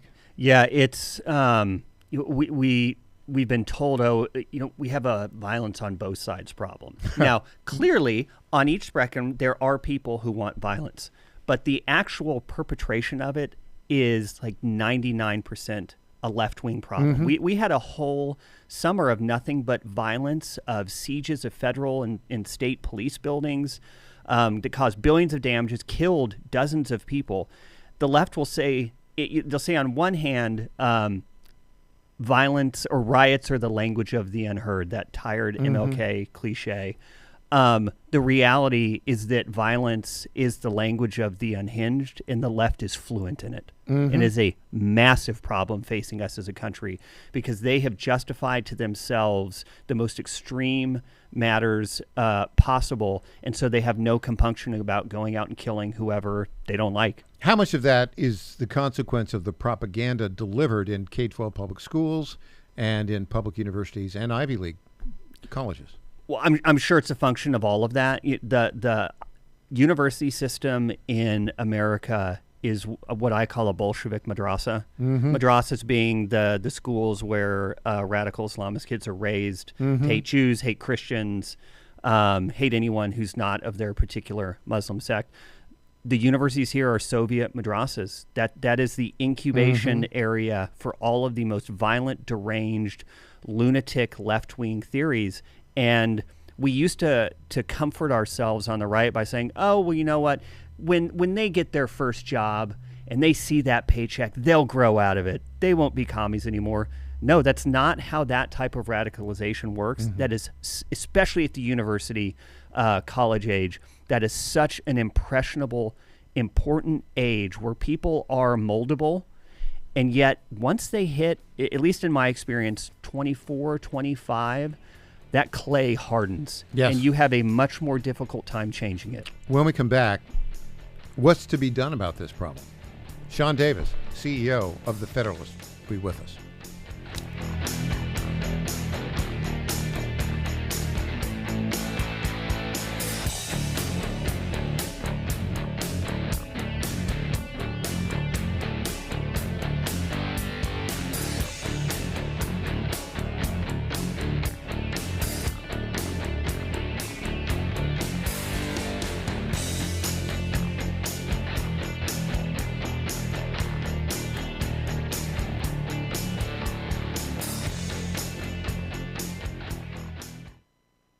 Attorney General Miyares and John Fredericks talk about skill games. They're unregulated slot machines. They pop up in 7-Elevens in every corner of Virginia. The General Assembly has spoken on this. Skill games. These things are illegal. It's the Wild Wild West. Fights break out. Robberies increase. Skill games. They prey on the less fortunate. I say it's a tax on the poor. They're breaking the law. My job is to enforce the law. These machines are not allowed. Enforce the law and get them out of there. When you see skill games, call the local sheriff. These things are illegal. Paid for by Churchill Downs. Silence is tacit support. When a Chesterfield school board member celebrated a political assassination, Leslie Mehta was silent. When death threats were made against members of the House of Delegates, Leslie Mehta was silent. And when her political ally Jay Jones talked about shooting the former House Speaker and seeing his children dead, Leslie Mehta said nothing. She still supports him. If you can't speak with moral clarity on issues that are clear, you have no business leading our community. And Mehta's record speaks volumes. She wants more high-rise apartments in Chesterfield, crowding our schools, jamming our roads, and making life harder. She defended letting men compete in girls' sports and use women's locker rooms. And she opposed school resource officers. making kids less safe. Leslie Metta's silence and her agenda are too extreme for Chesterfield. I'm Mark Early, candidate for delegate, and my campaign sponsored this ad. Ghazala Hashmi is masquerading as a moderate, but she's really a dangerous far-left radical. The facts? Crazy far-left groups bankroll Ghazala Hashmi's campaign, and Hashmi repeatedly voted for taxpayer-funded tuition and driver's licenses for illegal immigrants. She even co-sponsored legislation to lower the penalties for criminals who assault police officers and firefighters. Ghazala Hashmi, masquerading as a moderate, too radical for Virginia. I'm John Reed, candidate for lieutenant governor, and I sponsored this ad. Did you ever stop and think, why do the wealthy pay less taxes than we do? One reason, they take full advantage of the IRS tax code. Today's tax code is over 2 million pages. Who can read that? Remember the 2016 debate with Hillary Clinton? When asked why he doesn't pay more taxes, President Trump had the perfect answer. He said, if you don't like the current tax code, change it. I follow the very laws that you wrote. That's where Julio Gonzalez and his company, Tax Engineered Services, comes in. Julio's team looks at your taxes after they're done, but before you file them with the IRS. He doesn't get between you and your accountant. He reviews your taxes, makes his recommendations, and only gets 5 to 10% of what he saved you. No money up front, no cost. It's tax literacy for MAGA. He also sees what grants you may qualify for. For more information, text ETS to the number 26786. That's ETS to 26786. Text now.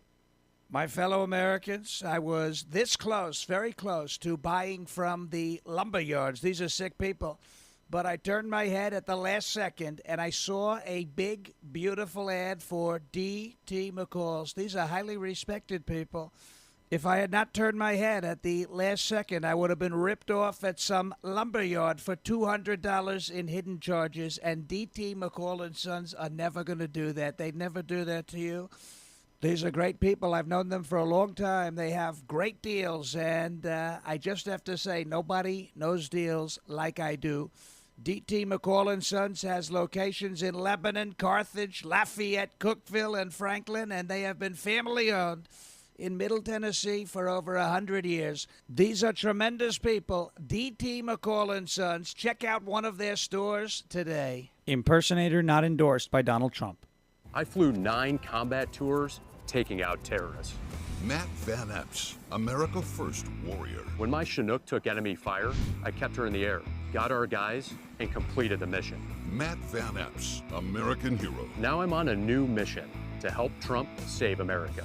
I'm Matt Van Epps. I approve this message because I know what to do with terrorists. So these woke wannabes in Washington better take cover. Matt Van Epps, the conservative warrior Trump needs. Paid for by Matt Van Epps for Congress. This is Michael Patrick Leahy. Join Rutherford County Mayor Joe Carr, Senator Marsha Blackburn, Congressman Tim Burchett, and Knox County Mayor Glenn Jacobs and me at T-Bones and Politics 2025 on the evening of November 10th in Murfreesboro for a night of great food, good fellowship, and inspiring political speeches. Get your tickets now. They're going fast at tbonesandpolitics2025.com. This is a great annual event. This year, musical entertainment will be provided by the Tremolo Honey Band. If you haven't heard them before, they are absolutely fantastic. This special event is sponsored by Barrett Firearms, Old South SRM, Moody Excavating, Azure Flight Management, and SEC Engineers. So go right now to tbonesandpolitics2025.com and get your tickets for T-Bones and Politics. It's an evening of great food and fun on November 10th. I'll see you there. Paid for by Joe Pack, William Ronsley, Treasurer. Welcome back to the Michael Patrick Leahy Show. Now, here's Michael Patrick Leahy. Our guest, Sean Davis, Texas Tech graduate, Wharton School of Business graduate, and the CEO of The Federalist. Sean, you did a terrific outline of the problems we face as a country and the fact that we are entering a new era, the post-Charlie Kirk assassination era, where a very significant minority in the country is supporting violence against political opponents. So we've done a good job identifying the problem. What would be your recommendation we can do to solve the problem? Yeah, great question. Because that's all that matters, right? Yeah. Can we solve it? So I think at the universities are a huge problem. They're the biggest incubator of left-wing ideology and terrorism in the country. And what's fascinating about universities, they used to be institutions of higher education. You went there to learn things and to be prepared for how to succeed in the world. They were used to make you a well-rounded person, help you understand your place in this world that we're in for now, and then apply that to life. What they are now is credentialing institutions. They're not educational institutions anymore, and they're indoctrinating institutions. And if that weren't bad enough, they're doing it, number one, with billions and billions of dollars of our money funneled to them. And number two, they're not paying taxes on any of it. And so what you've had is these universities, these Soviet madrasas, which are now effectively, if you look at their financials, they are tax-free real estate hedge funds. They're REITs. You would think some of these schools have tens of billions of dollars in endowments, and yet they're taking federally backed loans. They're taking federal money. And at the same time, they're making people who come in with the best of intentions, doing what they were told to do, into debt slaves for life. When I finished college, I think my entire college degree was $10,000, tuition and books. I think the whole thing with $10,000. You can't go to a state school now really for less than 40 to 50 grand a year. Crazy. So if you don't have money, you're coming out probably with living expenses close to, at a minimum, $250,000 in debt. Why on earth are we subsidizing tax-free institutions and hedge funds to do that to students? So I think the first thing is universities should be co-signing all loans, every last one of them. So I agree with that. Here's the problem.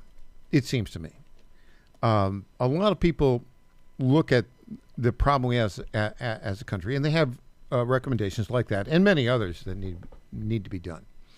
However, where's the will? Where's the will to take these very important, significant steps? I see huge incrementalism among our political institutions, especially on the right. What are your thoughts on that? All it takes is one man to do it. Think about the difference in expectations we have of our leaders in the Donald Trump era. I mean, people's expectations for him are through the roof. He goes in, he does bold things, he does things that everyone says you're not allowed to do, and he does. You'll never do, and he does it through sheer force of will. All it takes is one man. All it takes is the right leader in the right place at the right time to do these things. Now, whether it will be Trump, who has time in the next 3+ years he has of his term, I don't know. It could be J.D. Vance, but it takes actual leaders. We don't need these complicated things we put in place. You just need one man in charge or one woman in charge who knows what they have to do and is going to get it done come hell or high water. And a presidential leader doing this also does need the help of a Speaker of the House and a Senate Majority Leader. He does. Although, so I learned a wonderful lesson from Dick Armey, 20+ years ago. He was Did you work with Dick? No, but I ran a little group, and he was a speaker that we had come. Dick this was Armey, after he was majority leader. Yeah, Dick Armey, so for those who are from economics professor from Texas. I think he taught at North Texas State, just north of Dallas, didn't he? And then was elected to Congress. He was a majority leader, and then also was one of the founders of the early Tea Party supportive groups, which was Freedom Works. Right? Yep. Yeah. Yeah, so he, kind of a conservative icon. So I got to see him give this talk after he had left Congress. And he said the most important thing he learned about working in Congress is you have to know how to control people's fear. And he described the balance of power in Washington as residing among who he called the bedwetters. It was the bedwetter caucus. And he said, you've got your Republicans over bedwetters, huh? You've got your Republicans over here, you've got your Democrats over here, and then you've got 10 to 20% in the middle. That's the balance of power. Those are the bedwetters. He said, all you have to do is own their fear. They are going to be afraid of someone. That's just how they are made. They're not leaders, they're followers. So you can allow them to be afraid of the left and what the left might do to them politically, or you can make them afraid of you. So it's like, I chose to make them afraid of me, and that's how we got so much stuff done. And that has stuck with me for 25 years because it is so true. The size of the bedwetter caucus may change, but spiritually, you are always going to have bedwetters there who are just waiting to be bullied by someone, so they might as well be bullied by us. I've never heard that. That is a great, very easy to understand description of political power in Washington, D.C. Yeah. So how many bedwetters do we have right now? Far fewer than we used to have, certainly in the Senate. Trump really kind of changed everything. I'd say most of the bedwetters are probably they're the establishmentarians. They've been there for a while. They're on the way out, but they haven't, punched out just yet. I think it's way smaller than it would have been, both in the House and the Senate. And the way you can tell, go back to 2016-17 to the Russia hoax and look at all the Republicans who were just wetting the bed and freaking out and setting their hair on fire over it, talking about how concerned and disturbed they were by the accusations, which were totally false and fabricated. And then compare the reaction in D.C. now when the media or the Democrats launch a new hoax. It's a shrug. Right now, it's like, oh, yeah. Yeah, they're up to it again. That, to me, is the biggest tell that we're in a different time of understanding. Speaking of which, let's talk about the current shutdown.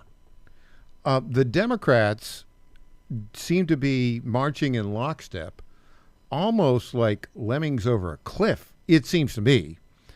They are the ones that refuse to sign on to and pass the continuing resolution. We're in day 29 of it.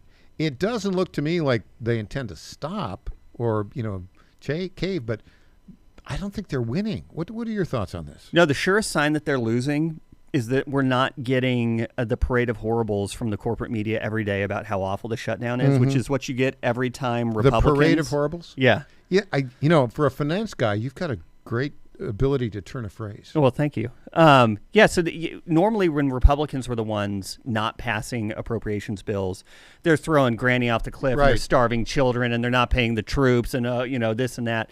We're not getting that now because, number one, Democrat media know that it's the Democrats' fault, and two, like you're just not feeling it. Now, I'm not saying there aren't consequences and people aren't hurting because they're not getting stuff that they were expecting. But Democrats didn't do – this wasn't a deliberate strategic decision they made. They got caught between a rock and a hard place, between part of their base that lives on the federal dole and part of their base that thinks doing anything that Trump wants is treason. And it's that part of the base that's a lot louder and angrier, so it's who the Democrat bedwetters listen to. They're terrified of the crazy far left. It's funny you say that because if you look at all of the old and tired Democrat senators and congressmen, they do seem like to be a bunch of bedwetters versus the squad. Well, Schumer's terrified of AOC for some reason. Yeah. So he's like, well, crap, we can't actually go and vote for the CR because we'll get crucified by our base. So now they're just stuck. And I think what we need to look at, I don't think we want the government shut down forever. People will joke, oh, no, we can do this all day. No, it shouldn't be shut down forever. Government has air traffic controllers should be paid. Come on. Correct. Right?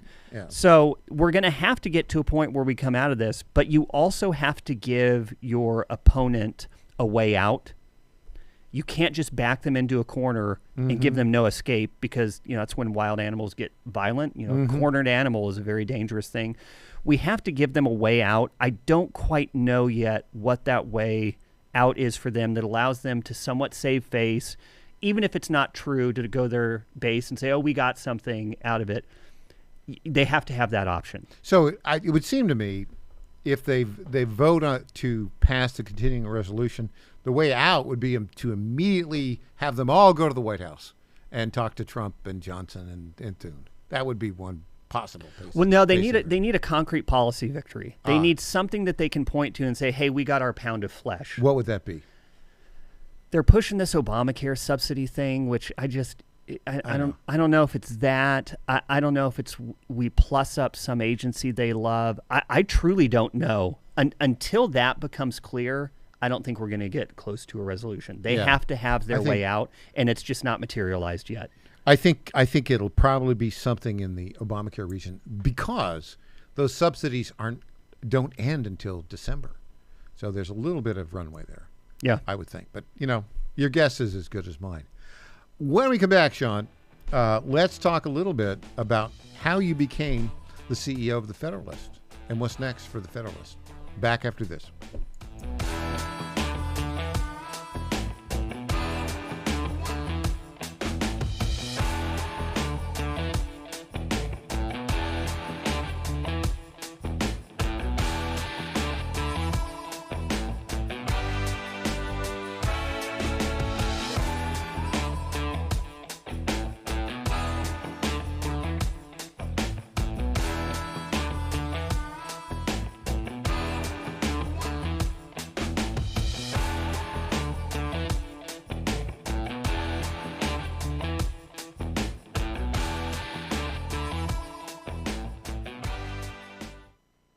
Hey folks, Al Green here for SatPhone. When you're on the go, you want to know you're connected. If it's a family vacation or an off-the-grid escape to a remote destination, having reliable communication helps you feel safe and secure. You can't afford to find yourself in a dead zone. That's why you need SatPhone. SatPhones are reliable, durable, and give you global coverage. If you can get outside, you can get in touch. It's that simple. Make calls from your SatPhone to any regular cell phone in the United States. The phones are $1,500 value, but you can get yours free. Just sign up for a 15-month plan, $94.95 a month. Get 150 minutes monthly that roll to the next month. Go 3 months without using them, that's fine. Yes, 3 months, 450 minutes, all yours. Visit SAT123.com or call 855-980-5830. SAT123.com, 855-980-5830. Get surety and security with your SatPhone. Call now.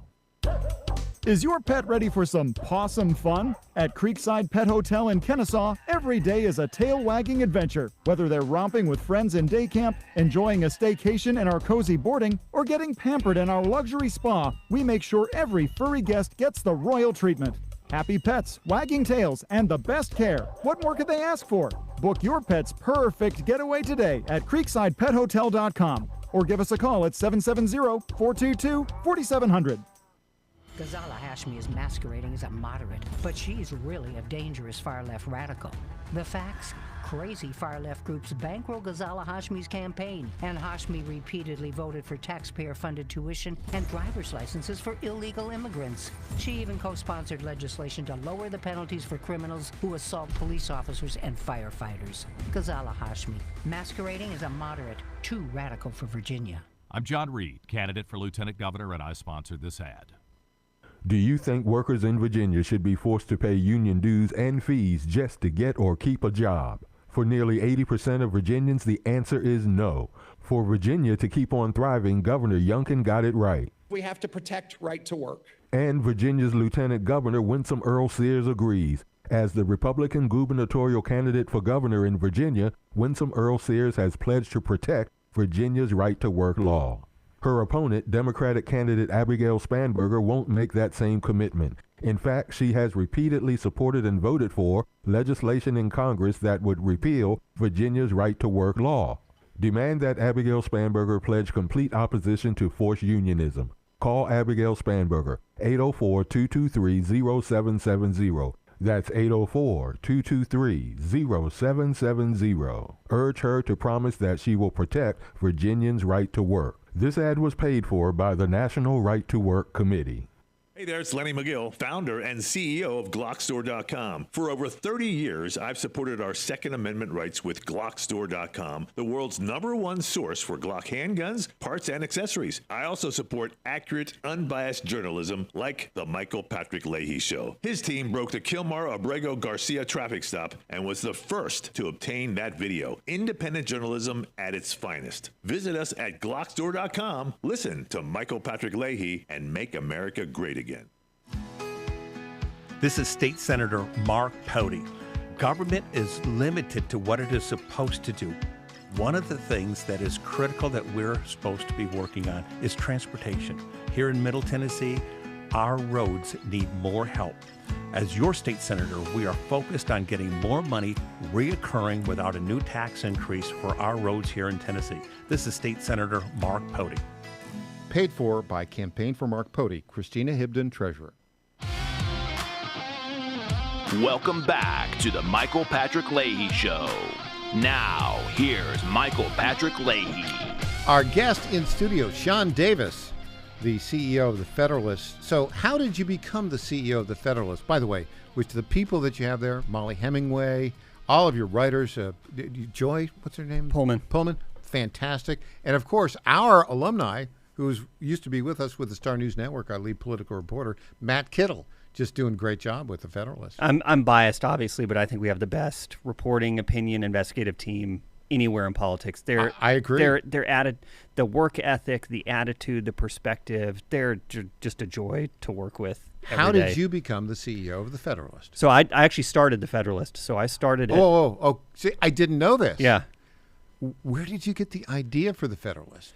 I go to Wharton for business school after having worked in politics for a while, and I caught the entrepreneurship bug. Yeah. And just really wanted to do my own thing. I understood politics well and kind of fell backwards into working for Tucker and Neil Patel at Daily Caller before it started. Okay. So now this is perspective. So I know, because I was one of the early Tea Party organizers, I was up there with who's the gal from Minnesota?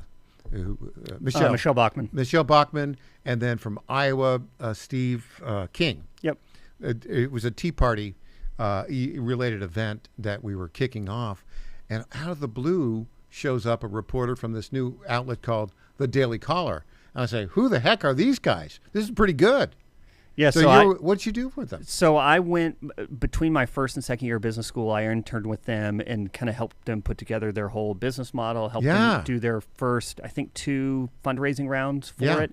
So that was kind of my entry into the conservative digital media world, and I liked it. I was fairly good at it, and that I did that for a year or so.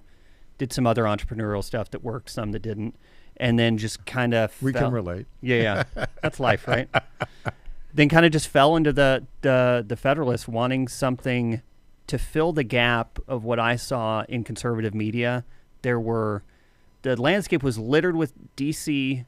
headquartered publications that wanted to tell everyone else what the people in D.C. wanted. And the idea we had was like, maybe we let everyone tell D.C. what we want. Let me just stop for a moment. Wow. Keep going. So I think we have an office in D.C. now that we use for helping interns and all that, but the vast majority of our staff live in real America. The overwhelming majority of our content comes from people who aren't even in politics. Mm-hmm. It's moms and dads and people with real jobs and real lives doing real things every day, submitting pieces. And what that has allowed us to do, that has kind of insulated us from the nonsense in D.C., because it doesn't matter, how faithful you are, how smart or how strong you are. Living in that city for a certain amount of time begins to warp your sensibilities without you even noticing. Mm-hmm. And you realize that once you're outside of that and you don't have to depend on that whole network of people for your livelihood, for your job, you don't care what they think about you anymore. And as soon as you don't care what people think about you, it's liberating and you can actually say what you believe. Mm-hmm. And so I think that's the real gem about the Federalist, is because our entire sense of identity is not based in what people in D.C. think about us. We just say what we think. Mm-hmm. And, sometimes we're wrong, sometimes we're right, sometimes we're crazy, sometimes we're sane. But everyone knows that if we come and say something to you on the reporting end, you can take it to the bank. And on the opinion end, we're telling you what we actually believe. Mm-hmm. And sometimes what we believe changes over time, as it should, as facts change and circumstances change. So I think that's been the true secret to our success, is that we're based around an identity that's outside of the actual halls of power in D.C. That's very good. And I didn't realize that was the core element of it, but it makes sense now that you explain it, which also, I read the Federalist all the time. It's always good stuff. Well, it's funny, we backed into it. We decided we didn't want office space and headquartered, in D.C., and so by default, you have to hire people and have them work remotely. Mm-hmm. So, remote work became the thing in 2020 during COVID. Sure. We've been doing it since 2013. Like, we started in September 2013. Mm-hmm. Everyone's been remote from the beginning. And what you find is when you're hiring that from the very beginning, it's different now, again, because of post-COVID. The only people who kind of want that, you have to be a self-starter. Mm-hmm. You have to be accountable. You have to get up every day without someone babysitting you and looking over your shoulder. And so we just ended up hiring this amazing team of self-starting, ambitious, accountable people who just grind every day. It's awesome. Yeah, it's really good. Of course, everything's changing now. What impact is artificial intelligence having on all this? Yeah, I was having a conversation with someone about that this morning. Our biggest challenge with AI is making sure that stuff that comes into us, because like I said, the majority of our content is from freelancers. We have to make sure that content coming in isn't AI written. Right. And at least now... And filled with hallucinations and bad grammar and right now weird you stuff. can tell. You can tell I can't tell you... I mean, I can read 2 sentences and immediately know this is AI. This is just... It's technically perfect. There's nothing obviously wrong with it. There's no heart or soul to it, though. But it's just wrong. Yeah. That's going to change. Yes. It's going to quickly. Yeah. And so it's going to be a real challenge for those of us who write for a living to deal with it. I can relate. Sean Davis, thanks so much for joining us today. Thank you, sir. Again. It's all a lot of fun. All right. When we come back, another Sean. This one quite different. Sean Farash, the very best Trump impersonator in the world. They're in South Korea today, so it has to be remote via Zoom. Back after this.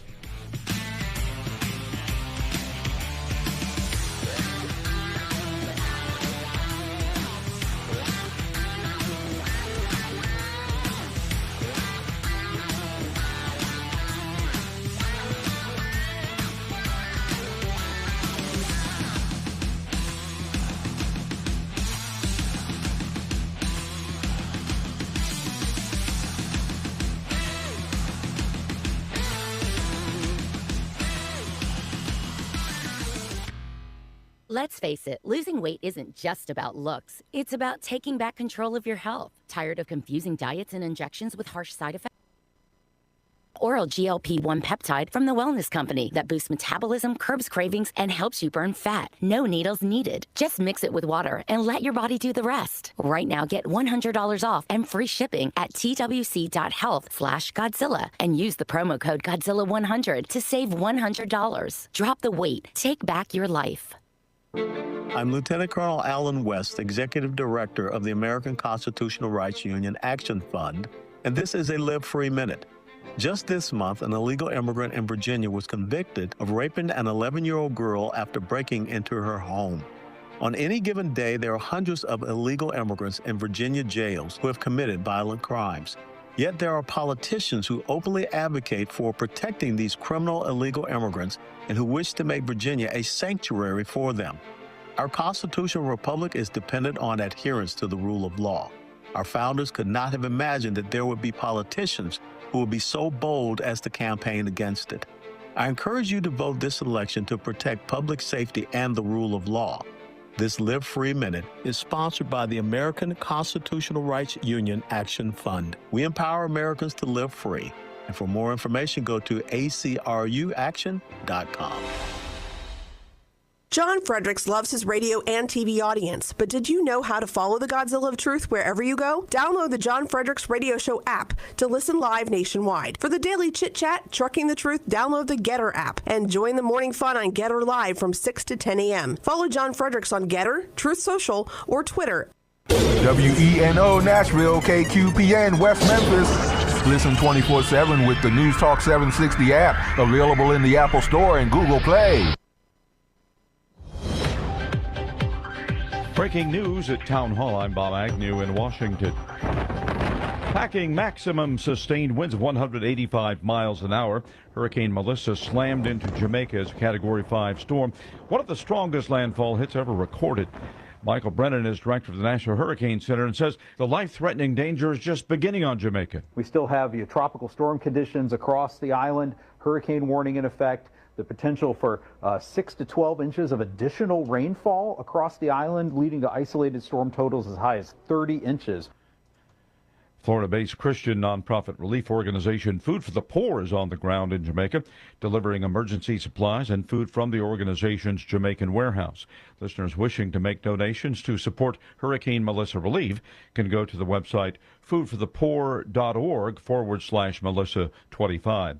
President Trump appears to be ruling out a third term in office. Donald Trump has been publicly toying with the idea of running for a third term in the White House, even though the Constitution's 22nd Amendment says no one can be elected president more than twice. He told reporters aboard Air Force One that if you read it, it's pretty clear. I'm not allowed to run. It's too bad. However, the president didn't rule out entirely the possibility of staying in office despite that, saying, "We'll see what happens." Greg Clugston, Washington. The Federal Reserve is expected to cut its short-term rate today for the second time this year. It'll do so without some much-needed data. Because of the federal government shutdown, September's jobs report, which was supposed to be released 3 weeks ago, is still postponed. And October's hiring figures, to be released November 7th, will also likely be delayed. Correspondent Donna Warder reports Fed is expected to keep cutting rates in spite of the cloudy economic picture, all part of an effort to shore up growth and hiring. More on these stories at townhall.com. Hey, it's Mike Gallagher, host of The Mike Gallagher Show. I don't mess around when it comes to saving your money. Right now, rates have dropped to the lowest level in over a year and a half. That means if you bought your home or refinanced in the last 3 years, you could be saving hundreds of dollars every month. Lower your rate, lower your monthly payment, even kick that pesky PMI to the curb. And get this, you can skip 2 full months of mortgage payments. But that's not all. Fellowship Home Loans just rolled out something incredible. Their very own HELOC and lines of credit. Approval in just 5 minutes. Money in your account in as little as 4 days. It's the easiest system you've ever used. You can do it yourself online. Whether you want to pay off bills, tackle a home project, cover education, or even a wedding, Fellowship Home Loans makes it simple to leverage the money that's already sitting in your house. Just go to fellowshiphomeloans.com/Mike G, fellowshiphomeloans.com/Mike G, or call 800-510-MIKE, 800-510-MIKE, 800-510-6453. Fellowship Home Loans, mortgage lending guided by the book. Nationwide Mortgage Bankers, DBA Fellowship Home Loans, Equal Housing Lender, NMLS number 819382. Here's a midday Wall Street business report. The financial markets are anticipating another Federal Reserve interest rate cut expected to be announced later today. It would be only the second rate cut this year, and there is speculation the central bank will make a third rate reduction before year's end. NVIDIA is on track to become the first $5 trillion company just 3 months after the Silicon Valley chipmaker was first to break through the $4 trillion barrier. The ravenous appetite for NVIDIA's chips is the main reason that the company's stock prices have increased so rapidly since early 2023. Uber says the San Francisco Bay Area will be the first market for its specially built autonomous taxi. It's expected to launch in late 2026. It plans to have 100 test vehicles on the road in the months ahead. I'm Rich Thomason. Breaking news and analysis at townhall.com. Air traffic controllers say the shutdown is making air travel less safe. National Air Traffic Controllers Association President Nick Daniels. They already do it 6 days a week, understaffed. There were 3,800 certified controllers short right now. And then we said, figure out how to do it without pay is completely unacceptable. The Transportation Secretary is warning of consequences for travel if the shutdown continues because so many workers are furloughed. Gamble and you may lose. Run an illegal gambling operation and you may lose big. The Miami Heat says NBA guard Terry Rozier will not receive his salary while on leave due to his arrest on federal gambling charges. The salary, about $26.6 million for this season, will be held pending the legal case's resolution. Rozier accused of conspiring to help associates win bets based on his performance in a game against the Charlotte Hornets. You'll find more of these stories at townhall.com. From Washington. It's the Michael Patrick Leahy Show, broadcasting live from downtown Nashville. Now, here's Michael Patrick Leahy. Well, we have a change in plans here. Usually, Donald Trump and John Farash are here in studio, and usually we have that helicopter indicating that they're about to land in our landing zone right outside the studio. But today, President Trump is in South Korea, and let's see if we can get the connection here. President Trump, are you there in South Korea? Well, we're in South Korea. We're doing very well with these people, by the way. The South Koreans love me. They're great people. I also get along well with the North Koreans. You look at Kim Jong-un, we called him Little Rocket Man. We used to call him that. We still kind of call him that because he's a small guy. He's a little guy with a very little rocket, you know that. But he's an interesting person, but we're doing very well. And we're very happy in South Korea. We did very well in Japan, and we did very well in Malaysia. And we're looking closely at China, too. We get along with China also, but we're doing very well today. Mr. President, I saw you break out some new dance moves in Malaysia. They did this kind of welcoming dance, and there you were, joining in. What inspires you to participate in local dances like that? Well, I have tremendous moves. They say that. They say I have tremendous moves. I do very well. I created a brand new dance. It's called the Trump Boogie. And all you have to do, it's very simple. All you have to do is something along these lines, right? Very easy to do. And it works out very well. I can tell that to a lot of people. It works out very well. But when we hear music, we want to get up and we want to dance. And there's no better way to express yourself than through dancing. And so we express ourselves, and we get very happy about it, and we dance. And the dancers loved it. I taught them how to dance too, and they loved it, and they did very well. We were very happy about it. Everybody was enjoying themselves, and we danced to bring on the golden age. That's what we could say. So, golden age deals cut in Malaysia, in Japan, and now in South Korea, apparently, and maybe one with China tomorrow. You're going to meet with the dictator over Chinese, or the Communist Party of China, President Xi. Xi is his name, I guess, right? What's that going to be like? Are you going to put a deal together with him on trade? Well, we're meeting with President Xi of China. You think about it. You look at China, and this is a country that they have a lot of problems right now, but they're also very strong right now. But President Xi of China looks like Winnie the Pooh, and he knows that. And you're not supposed to say that in China. And I'm not going to say that because I don't want to go to jail in China for saying he looks like Winnie the Pooh. But we're going to threaten to tariff all of the honey from Christopher Robin. You know who I'm talking about. Mm-hmm. And he's going to be very upset. But we're going to be putting together a big, beautiful new deal with TikTok. You look at TikTok. You look at Percent and all of the people who were involved in that deal. We're going to be putting a deal together with TikTok. I make the greatest TikToks, by the way. I'm my own walking, breathing, living TikTok challenge, right? You look at that. A lot of people love it.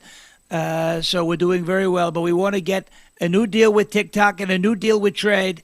And we're going to be treated fairly. I told Winnie the Pooh, I said, Winnie, we're going to be treated fairly. And, he said he's going to have to agree because they need us to do business. Without us, China has a lot of problems. So we're going to do that. And we're very excited about this new deal. We're going to make a great deal. I get along very well with Xi, and we're going to make a great deal. Now, you're over there cutting deals, being the president, dealing with foreign policy.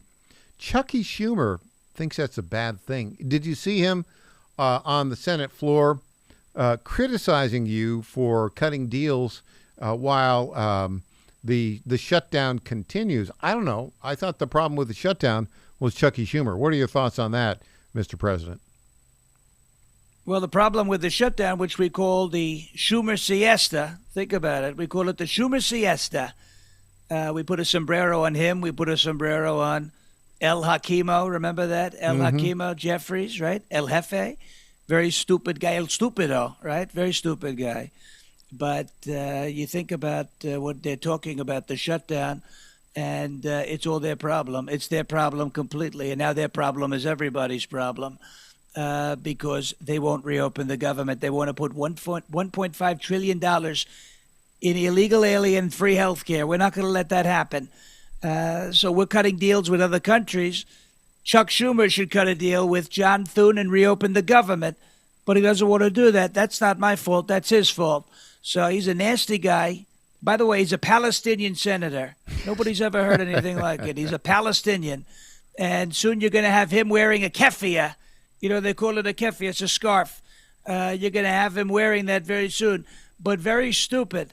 He's doing a very bad job We're doing well with China and Malaysia and Japan and so many other countries, and he can't even keep the government open in his own country. So he ought to be ashamed of himself, and I think he is ashamed of himself. You know that.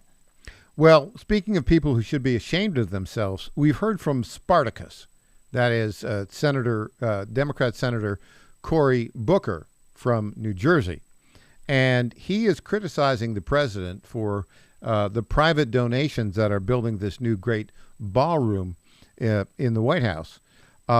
He says this is all happening while people are seeing the cost of health care double or triple, and Americans face extraordinary economic insecurity. He calls this all of Trump's own making. Do you have any message, Mr. President, for Spartacus Cory Booker? Well, I think Cory Booker's a very stupid guy, too. You know that? And he did the whole, he was pretending to filibuster for a long time, and it looked like his suit was going to explode. You know, you had that one button that was holding on for dear life, his suit.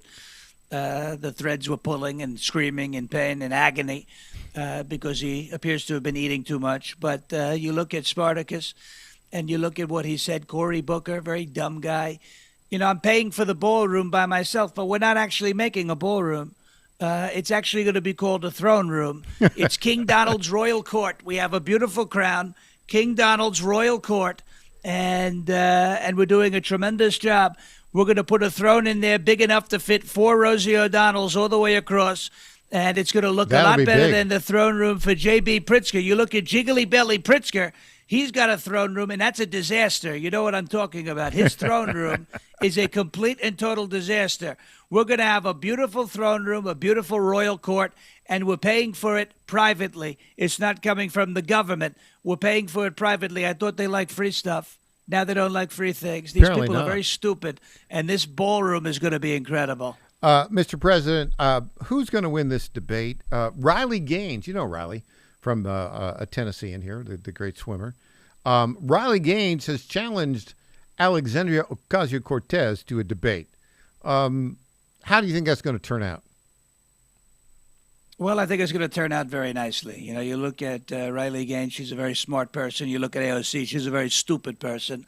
Low IQ, very low IQ. And, I think she's having a lot of problems. But if they debate, Riley Gaines is going to mop the floor with her. It's going to be a beautiful, clean floor after she's done mopping the floor with low IQ AOC. AOC is a very, very stupid person, as I said. She was with the rally with Zohran Mamdani, who lied about his aunt. He's a liar, and somebody's going to do a very bad job in New York City. But AOC was out there yelling and screaming and screeching, and I think a lot of Democrats are going to get tired of her soon. So I think Riley Gaines is going to win going away. Yeah, I think so too. She's going to win because she's a lot smarter.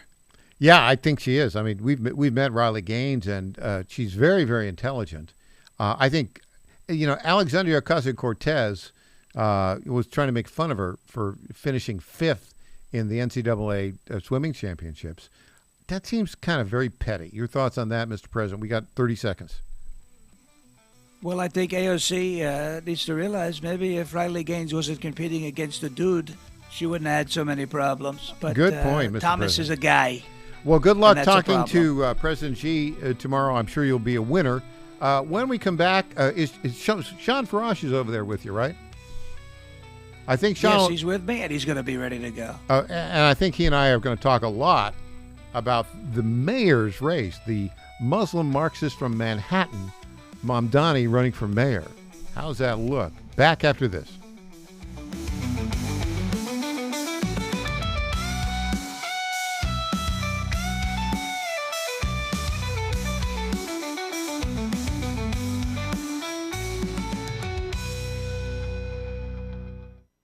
Hi folks, John Fredericks here for Freedom Alliance. Veterans are still struggling with the wounds of war. They came home with injuries that changed them forever. The flag-burning troublemakers in our streets remind me how fortunate we are to have patriots who served and fought, sacrificed, and never complained. We need to support them through organizations like the Freedom Alliance. It's Military Appreciation Month and time to support those who serve. Freedom Alliance is caring for combat veterans and military families. Combat veterans fought in the worst, most dangerous places on earth. Freedom Alliance takes them to nature's most relaxing locations so they can heal. Freedom Alliance gives injured troops mortgage-free homes, new cars, and all-terrain wheelchairs. For wounded vets, there's nothing like the stability of your own home, the reinsurance of a reliable vehicle, or the independence of a wheelchair that navigates snow, ice, beach, pasture, or most any terrain. Let's fight for those who fought for us. Go to freedomalliance.org/Godzilla and make a monthly gift that will improve the life of a military hero. That's freedomalliance.org/Godzilla. Make a contribution today. If you're like me, most moms find it difficult to prioritize self-care.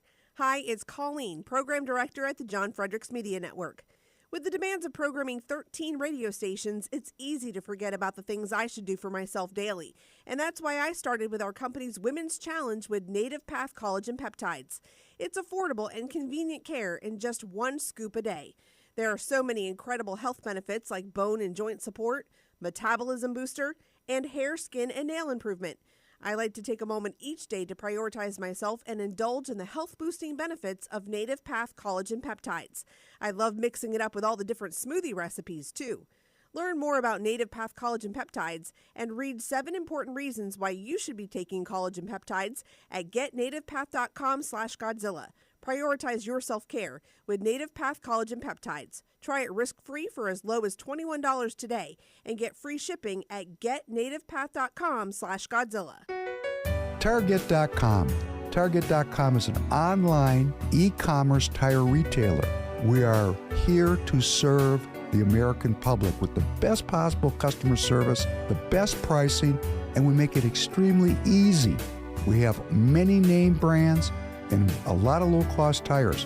The price is right, and it's easy. You go online to Target.com, Tireget.com, Target.com. You go there, you put your zip code in, all the inventory displays right in front of you. You can call in for help if you want to. We'll help you get the tire that you need. But we will take the tires you buy and at no extra charge deliver them to the dealer right by your house where they will be installed at the market price. It's easy. The best price, the best service. Great people to deal with. Thank you for going to Target. Now more than ever, President Trump needs battle-tested conservatives fighting alongside him to save our country. That's why Trump endorsed Matt Van Epps for Congress. West Point grad, 9 combat tours, decorated Army vet. Matt Van Epps has devoted his life to defending America and the conservative values we cherish. Endorsed by Trump, fearless conservative. Tennessee's Matt Van Epps for Congress. School Freedom Fund is responsible for the content of this ad. Welcome back to the Michael Patrick Leahy Show. Now, here's Michael Patrick Leahy. And welcome back to the Michael Patrick Leahy Show. Now, from South Korea or some other remote location, our friend Sean Faraj. Sean, welcome. Let's talk about, of course, you are a native of the state of New York, as I am. I come from upstate New York. You come from Long Island. You're very familiar with the city of New York. Here we are. It's Hump Day, or Trump Day, as we say, on Wednesday, October 29th. In 6 days, there will be election results for the mayor of New York. The last poll that I saw shows the Muslim Marxist from Manhattan, Mamdani, with 44% of the vote, Andrew Cuomo with 34% of the vote, and Curtis Sliwa with 11% of the vote, with I think like 7% undecided. Where is this going to go, Sean Faraj? I think it's going to go to Mamdani. It's unfortunate. I don't want it to go to Mamdani. I think it'll be devastating for the city. But I don't really see much stopping him. The only thing I can think about or think of, and I don't think it's going to happen, I think it's too late at this point, it's just Mamdani's not going to get a majority, right? So how do those numbers actually break out? But I don't think there's enough of a coalition on the other side of the equation to overcome the plurality that he's going to have. And in some polling, it even showed that in a head-to-head matchup, Curtis Sliwa performs better than Andrew Cuomo. So, but it's going to be a 3-horse race, it looks like. I mean, it's too late for anybody to drop out now, probably. So it's going to be a 3-horse race, and Mamdani's going to win it, I think, pretty easily. Yeah, I think you're probably right. Now, then he's going to be inaugurated, right? In January. That's when they do it, and he has a 4-year term, right? It's a 4-year term. Yeah, the last mayoral election was in 2021. Eric Adams won. Obviously, he went through some tough times there as the mayor of New York City. The Biden DOJ came after him for some questionable behavior, which I'm not exactly excited about the resolution of that case. I do think that there should have been a little bit more accountability for Eric Adams, but that's besides the point. That's going to be treated as water under the bridge now. But yeah, it's a 4-year term. And really, the most important thing I think that's going to happen after he's inaugurated is that first year where he is the mayor, Mamdani is the mayor, 2026. How much restraint, how short or long is the leash that is placed on him from the governor of New York, Kathy Hochul, the bucktooth Botox bandit of Buffalo? Because I think you have two dynamics at play. She comes out and says, "Oh, I don't agree with everything he says," but she kind of has to let him do what he wants, because think about it, if Mamdani is the mayor of New York City, a young, popular guy among the Democrat base in the city, if he withholds support or offers like tepid support of Kathy Hochul in 2026, that hurts her in a major way if she's running against somebody like Elise Stefanik. So she may have to kind of look the other way on some of the things that he's doing that she may not agree with. He kind of holds her hostage there a little bit because he can withhold support, and it's troubling. It's troubling if you're Hochul. It's really troubling if you're a resident of New York City. So you're exactly right. I saw a poll. Breitbart did a poll that shows Elise Stefanik with a narrow lead over Hochul for the governor's race in New York City. Now, maybe take that with a grain of salt, but I think you're exactly right. She came out and endorsed Mamdani at that big rally the other day. They had, 13,000 people? And she did this stupid thing. They were chanting, when she came out to endorse Mamdani for mayor, the crowd was chanting, "Tax the rich, tax the rich." She kind of in a very silly way said, "I didn't know what they were saying. I thought they were saying, 'Let's go Bills.'" Now, come on, man. Let's go Bills in New York City? I don't think so. I don't think so. This reminds me of Let's Go Brandon, right? Remember, the NASCAR race? They clearly heard, you could clearly hear what they were saying, and they were not saying, "Let's go Brandon." All right? No. They were saying something very mean, using expletive language, and directing their ire at the current president of the United States, Joe Biden. But you heard the mainstream media reporter who was like, "Oh, yeah, you could hear them chanting for you," because Brandon Brown had won the race. "Let's go Brandon." And that's not what they were saying, right? So Kathy Hochul had to kind of find an out. And she was trying to find an out to, do you support taxing the rich? She was trying to find an out and said, "Oh, I thought they were saying, 'Let's go Bills.'" Yeah, they're not chanting "Let's go Bills." No. In the middle of Queens at a political rally. They never would chant happening. that in Queens. Okay, so let's talk about this. If he is elected and sworn in January, what's your over under on how long it takes him to fire Police Commissioner Tisch? Oh, I don't know. It may only be a matter of months. I think that's a huge problem, and I think unfortunately, we've been talking about this guy since he won the primary, even a little bit beforehand when he started to explode in terms of popularity. This guy's going to be very dangerous for New York City. Now, the city is dangerous now, but when he fires a police commissioner and puts somebody else in there that's going to be obedient to him, it's going to make it even worse, right? You're going to see the NYPD not being allowed to do their jobs even more so than they are now. The city is going to become incredibly unsafe. Criminals are going to be emboldened. And I don't know how long it's going to take before he makes those changes, but I can't imagine it's going to take very long. Obviously, you look at the electorate that he has there, his base of support. They want things like this to happen. And unfortunately for New York City, you get what you vote for. Now, for those who aren't voting for Mamdani, whether you're voting for Cuomo or you're voting for Sliwa, I think voting for Cuomo is very ill-advised. I think if I lived in New York City, I would 100% be voting for Curtis Sliwa, even though he's not viewed as a serious candidate. He's the guy who most closely aligns with what I would want for the city. Unfortunately, for those who are in New York City, it's time to think about a plan B. I mean, I got out of New York. You got out of New York. It's a much different world now where if you move out of the city, you'll be able to find a job. There's a lot of hybrid jobs, remote work, etc.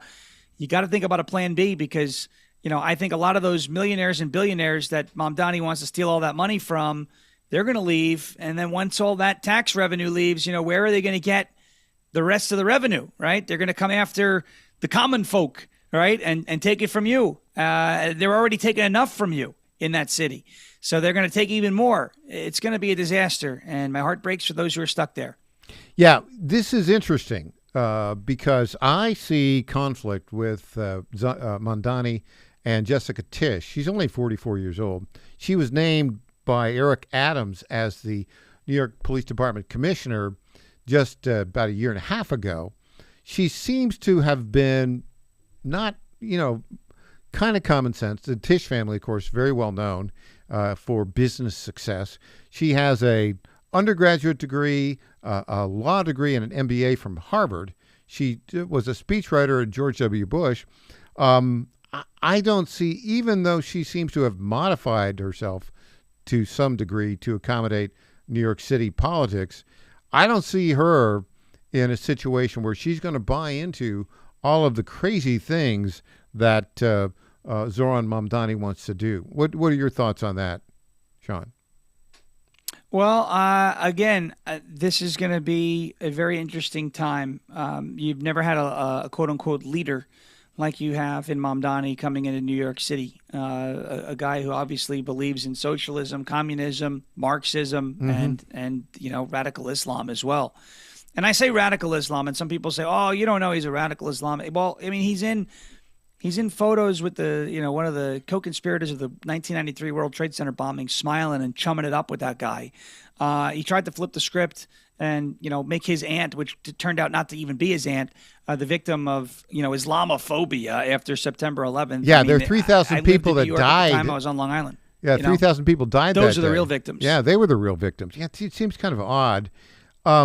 What he has is he is young, energetic, glib, articulate, and he has a following. A surprisingly large following. Did you see this? The famous Jewish actor Mandy Patinkin. Did you see this? He endorsed him. I don't get that. What? Yeah. Really? Yeah. We've got a. Wasn't he the one who played Saul in the show Homeland? I think so. Him. Yeah. So I don't know. It's sort of like you've got like in Europe, right? You have the surrenderers there to Islamism. And it seems like for some reason, there are some prominent Jewish residents of New York City that are trying to embrace Mamdani. It's suicidal, it seems to me. We've got 30 seconds left in this segment, Sean. Yeah, it's the sheep inviting the wolves over for dinner. That's what's happening. And Yum, again, for those say. in New York City who don't have a lot of money, you can't leave. David Tepper, he left New Jersey for Florida. They had to redo their whole state budget because of how much tax revenue they lost. That's going to happen in New York City. Hey, it's very interesting. Stick around, Sean. When you come back, I have a knock-knock joke for you. And it's a different one than we've done before. Back after this.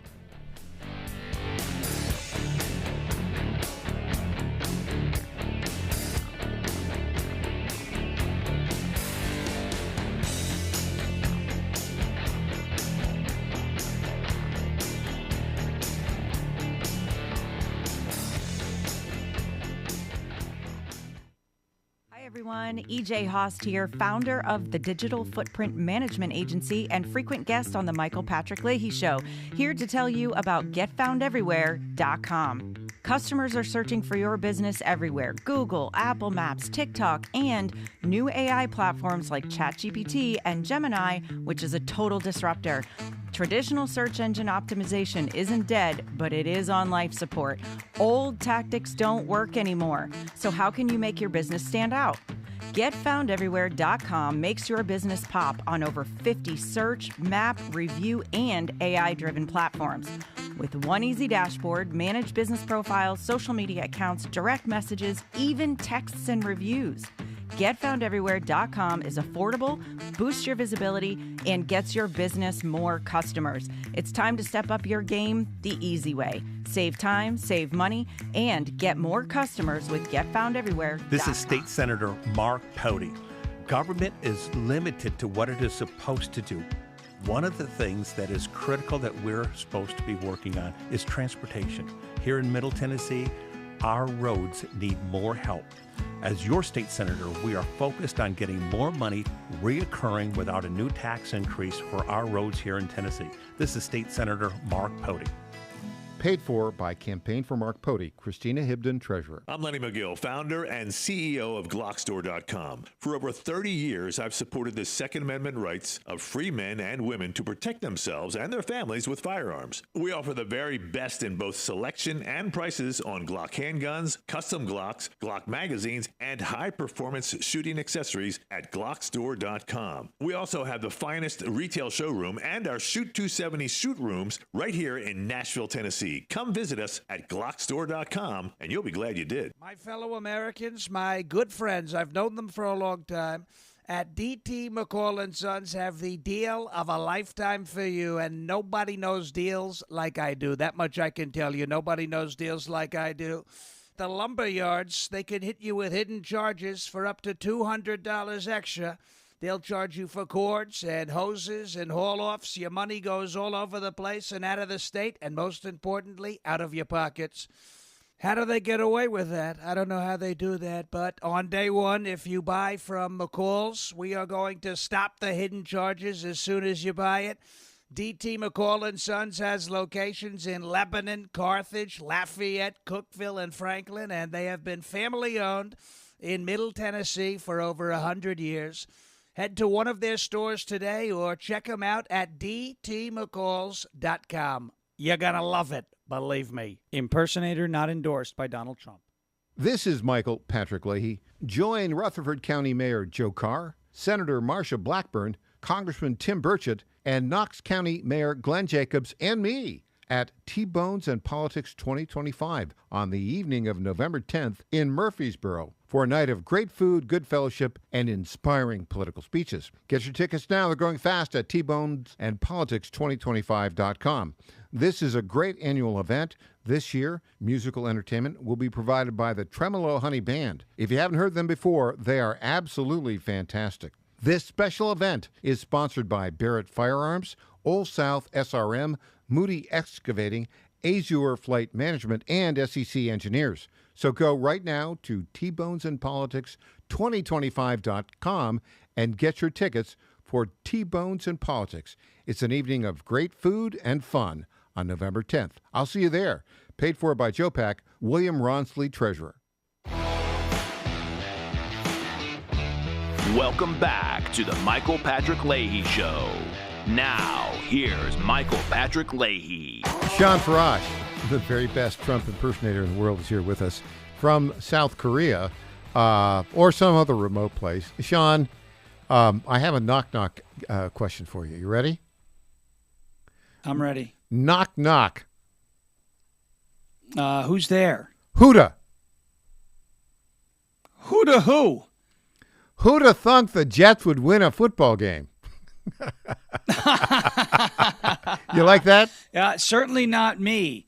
Certainly not me. I did not see that coming, especially down 14 points in the fourth quarter. So I cannot list myself among the Hoodas in that case. Especially they beat Houday, right? The Cincinnati Bengals. Yeah.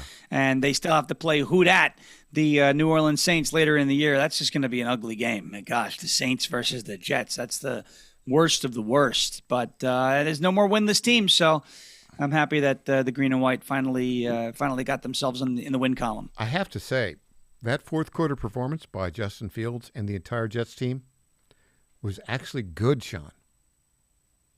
It was impressive. It was impressive. I didn't see it in them. But I'll give them credit here. I don't know if Aaron Glenn is the answer long-term at head coach. I don't think Justin Fields is the answer long-term at quarterback.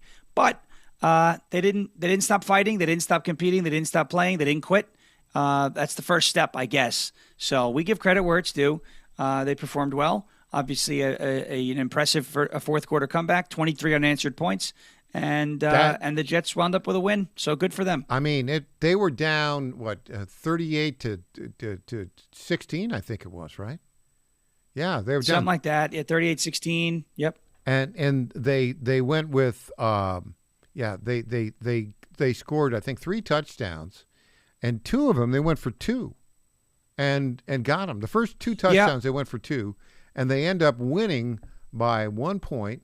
Yeah, and I think that the winning touchdown came with just like 6 seconds left in the game. The winning touchdown came with about 1:54 to go in the game. Oh, it that's was on right. a halfback option. Breece Hall actually threw the touchdown pass to rookie tight end Mason Taylor, the son of Miami Dolphins legend Jason Taylor. But he threw a touchdown pass to Mason Taylor in the end zone, and Hall said, that he was on the play. That was the design. It was halfback option, and he had nowhere to run. So he threw the ball, and he saw the defender turned around, right? His back was facing him, so he just threw it up for Mason to get it, and Mason won the matchup. Came down with the pass, and they kicked the extra point, took the lead 39-38, and then held off the Bengals in the end of the game and won. I couldn't believe it. Yeah, Joe Flacco, the former former Baltimore Ravens, former Jets, former Broncos, former Browns quarterback. He's like, 40-something, maybe more than that. He had a really good game, except he wasn't able to deliver at the end. He had over 300 yards passing. I was kind of surprised that they were able to keep him from pulling the game out in the last minute 50. Yeah, I was surprised too. I expected him to come right down the field and line him up for a last-second field goal, and the Jets to be 0-8. We'd be doing, knock, who's there? Owen going into the bye week. But I'm now proud to announce and excited to announce that because they won last week and they're going into a bye week this week, they will not lose for 2 weeks in a row, which is very nice. Yeah, I think that's great. I think that kind of gets to this question. Who is the worst team in the NFL?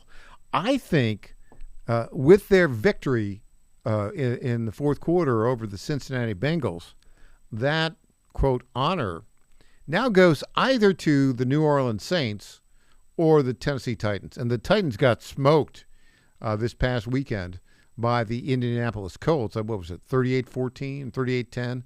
And Cam Ward, I don't know what you say about Cam. He kind of, I don't know if he threw a fit, but he was yelling at the interim coach, Mike McCoy, because McCoy was playing too conservative, I think. What are your thoughts on that? Who's the worst team in the NFL? Yeah, I think the basement dweller is either the Tennessee Titans or the New Orleans Saints. But the Jets are close because that's not a good football team either. Those would definitely be the bottom 3 if I were to choose. Maybe you can throw the Arizona Cardinals. Yeah, they're not so good either, but they're not as bad and they lost to Tennessee. Right? Yeah. On a really bizarre turn of events. But I'd say the worst team is either the Saints or the Titans. I'm going to give the honor right now to the Tennessee Titans, though, as being the worst I would team. say, if I was to make power rankings, they'd be at the bottom. Yeah, certainly they probably have the worst ownership. No, I don't know. I don't know. The Jets may have a worse ownership. Well, Woody Johnson's pretty bad too. I'll say that. Okay. Woody Johnson's pretty bad too, but apparently his comments inspired Fields to play better, so that's nice. Okay. Let's shift gears a little bit now to college football. I know, as a Long Island native, you're more likely to be into NFL football, but now that you live in Tennessee, you have to be an SEC fan, right? I mean, I'm guessing college football. I'm an SEC fan. That is correct. Of course. Now, on the SEC, we had LSU. Brian Kelly, who was the head coach at Notre Dame, came down 3.5 years ago to LSU. And his record hasn't been terrible, but it hasn't been great. And after Texas A&M literally blew them out of their own home on Saturday, they fired Brian Kelly, but there's one little glitch on that. They owe him $54 million for like the next 5 years. That's a lot of dough. That's a lot of dough. And James Franklin got fired at Penn State, and I think they owe him that, or maybe even more. It might be like $60 million. Look, I think the best gig in the world is to be a fired football coach from a major program. What do you think about that? Yeah, I think I'm in the wrong business here. I Not got to really. start learning how to impersonate college football coaches, right? I mean, this is I'm doing something wrong here. $54 million to not work, $54 million to fail. I mean, think about that. But no, I've been following college football. Last year I followed it. This year I'm following it. And some really interesting things coming out of the college football world that overlap into the political world. So in Alabama, Tommy Tuberville, who's serving as senator, is running for governor, right? The former Auburn coach, right? And running for lieutenant governor in Alabama. They announced it last week. Former national champion quarterback A.J. McCarron is running for lieutenant governor in Alabama. So, and he said that he was inspired to do that after the assassination of Charlie Kirk. So pretty interesting, right? McCarron, former Bengals quarterback in the NFL, former St. Louis Battlehawks quarterback in the XFL and UFL, and now running to be lieutenant governor of the state of Alabama. So good for him. And I wish him the best. He follows me on X, cool guy. So, I'm pulling for him. I hope it works out for him. Yeah, I think, look, I mean, lieutenant governor is a stepping stone office, obviously. And look, he was former two-time quarterback for the national champion Alabama Crimson Tide. Had a decent sort of backup career in the NFL.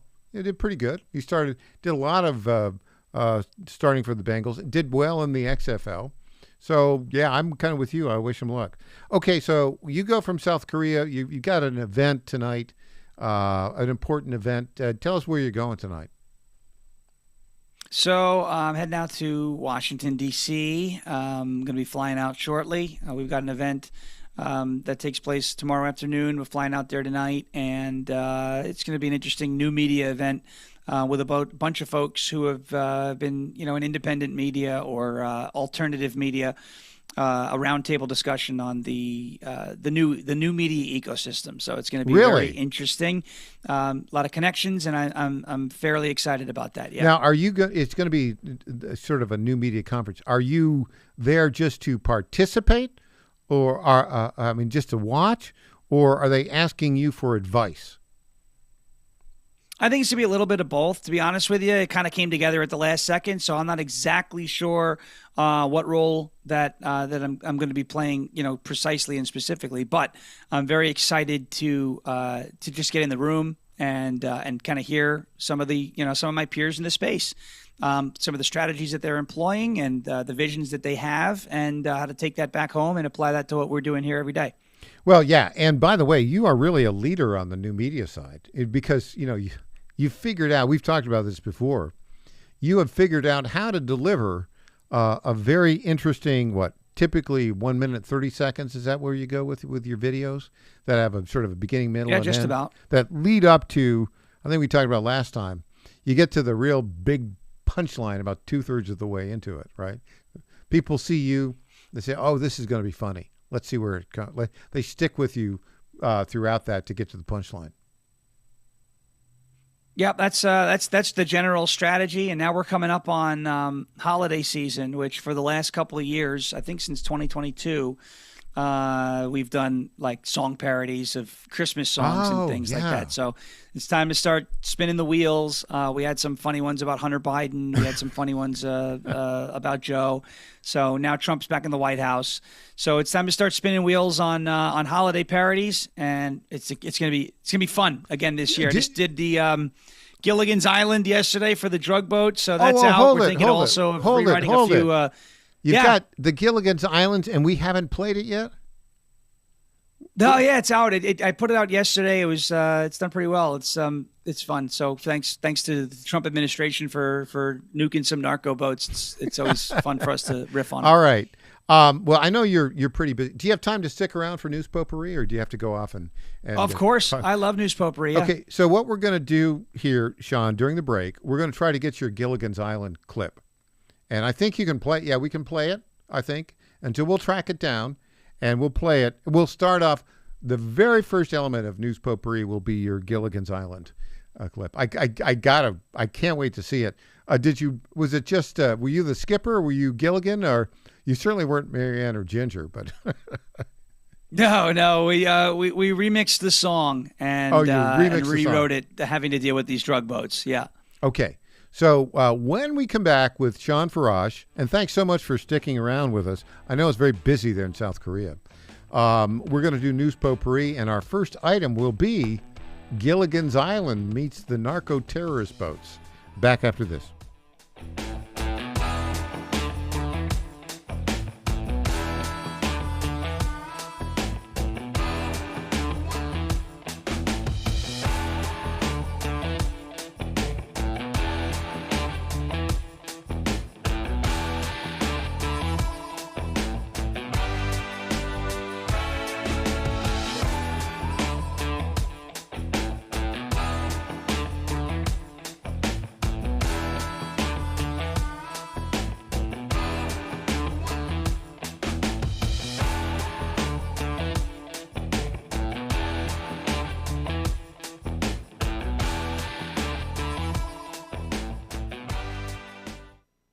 Tom Carmichael, CEO of Soul Tea, a supplement to help you have a healthier heart and stronger cardiovascular system. At Soul Tea, we regularly get emails from our customers telling us how Soul Tea has helped them.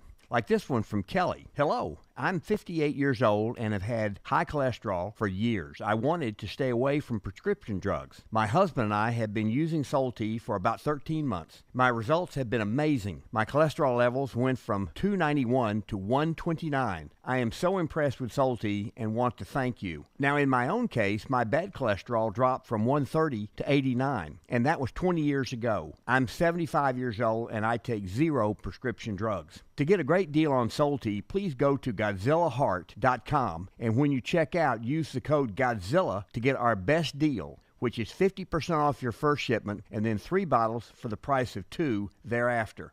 You don't have to live with a broken heart. Do you suffer from Try declining Soul Tea bone and today. joint health? Hi, it's Tina with the John Fredericks Media Network. And when I heard about our company's Women's Challenge, I jumped on the opportunity to test this amazing supplement that's already restoring my bone density, soothing my joint pain, and helping me regain lost mobility. I've experienced so many benefits in such a short time with Native Path Collagen Peptides because they support my bones and joints, boost my metabolism, and unleash the most radiant skin and hair since my 20s. In just 2 weeks, my knee stiffness is gone, and I'm already hitting the gym more aggressively.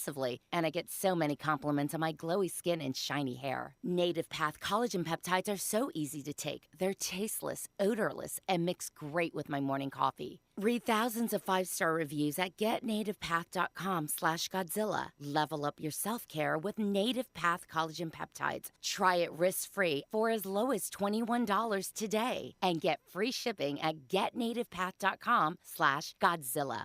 In 2008, the amount of concentrated time people could spend on a task without becoming distracted was 12 seconds. 5 years later, it was only 8 seconds, 1 second less than a goldfish.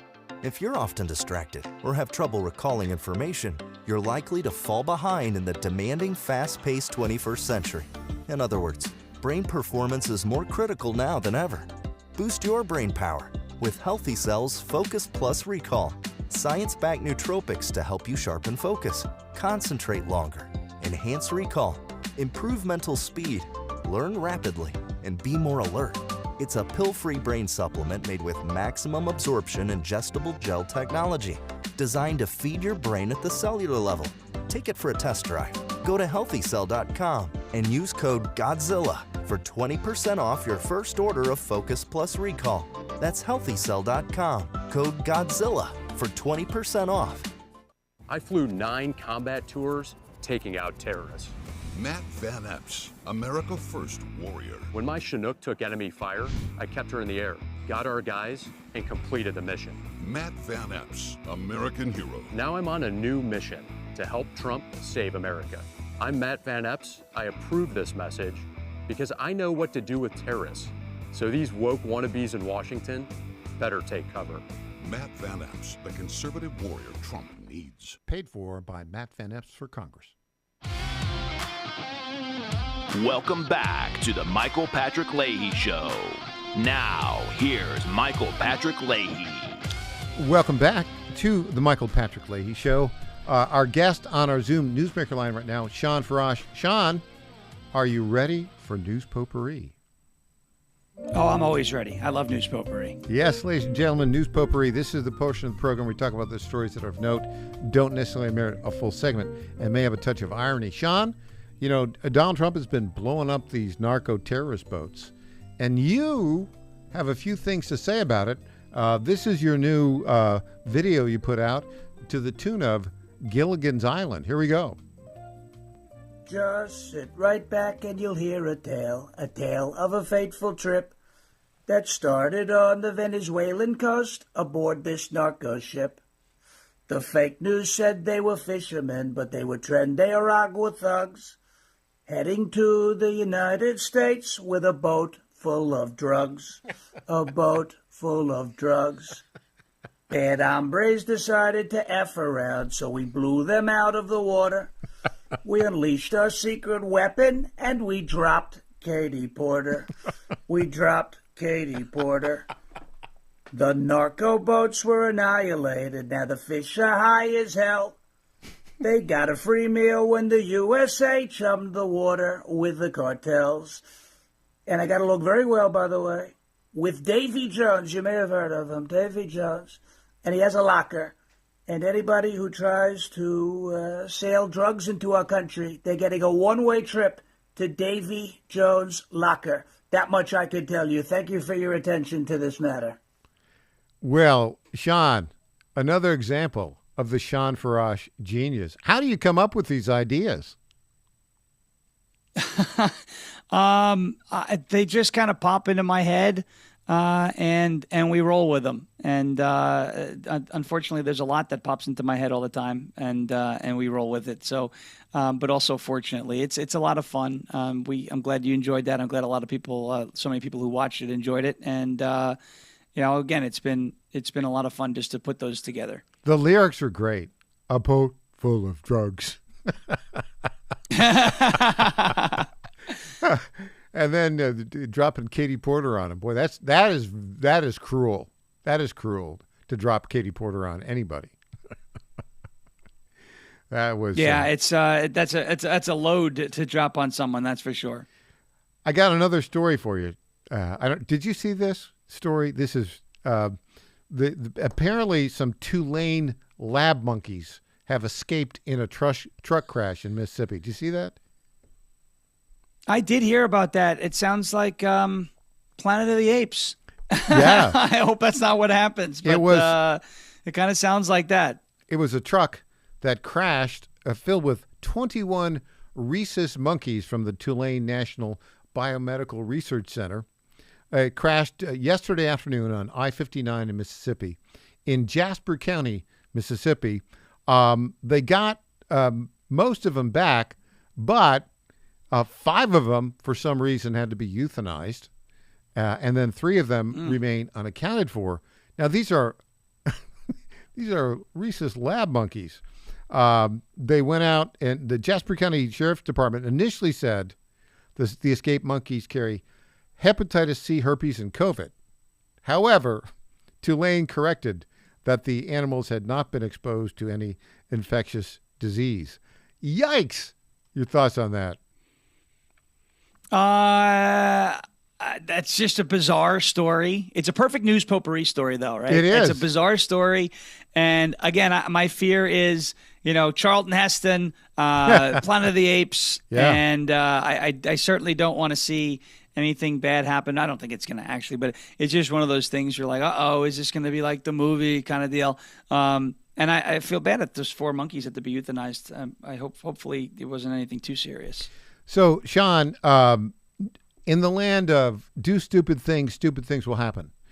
General Motors now has laid off more than 1,700 electric vehicle employees at sites in Michigan and Ohio because nobody's buying their electric vehicles. Your thoughts on that? Well, this is what happens when people, get a choice, right? When there's the EV mandate and when there's these policies that are directing people, to make one sort of, purchase, that's what's going to happen. And now when you give people a choice, what would you rather do? I mean, I'd rather drive a gas vehicle. Yeah, gas prices can kind of be annoying at times, but, better range. It's a lot quicker to fill it up. So it makes more sense on long road trips, more horsepower, et cetera. They're just not a completely viable alternative for all uses yet. If there's somebody who maybe wants to drive their car back and forth to a train station for their commute to work, and they want to use an EV, yeah, it works for that. But your semis that are transporting materials across this country, your tractor trailers, those aren't EVs. Regular cars, folks who have long drives back and forth to work, those can't be EVs. And by the way, if you have all the people in the country using EVs, you're going to have more demand for electricity, and 63% of our electricity comes from fossil fuels anyway. So what are you actually saving? Very good point. Oh, hey, here's one. Our last item on News Potpourri, you'll find this interesting. This new David Ellison company, I think it's called Sky Mount or something like that. I forget the exact name. They've purchased Paramount and CBS. The first round of 1,000 layoffs have begun today at Paramount. There may be 2,000 more cuts coming in the next week. Going to hit CBS News hard. Apparently, Gayle King's job might be in trouble. What do you think? That's a shame. You know what? Maybe you shouldn't have been a fake news propagandist for that long, and this wouldn't be happening to you. Like you said, if you do stupid things, some bad things may happen to you. So I never want to see people lose their jobs. I don't root for that, but I also don't have much sympathy there. Well, Sean Farash, thank you for joining us remotely from South Korea or some other remote location where you've been today. And good luck at your trip to Washington, D.C. Thanks for joining us. Thank you so much. All right. Sean Farash, the one, the only. That's it for our show today. We'll be back tomorrow morning at 9 o'clock Central Time. I'm Michael Patrick Leahy. The website, TennesseeStar.com.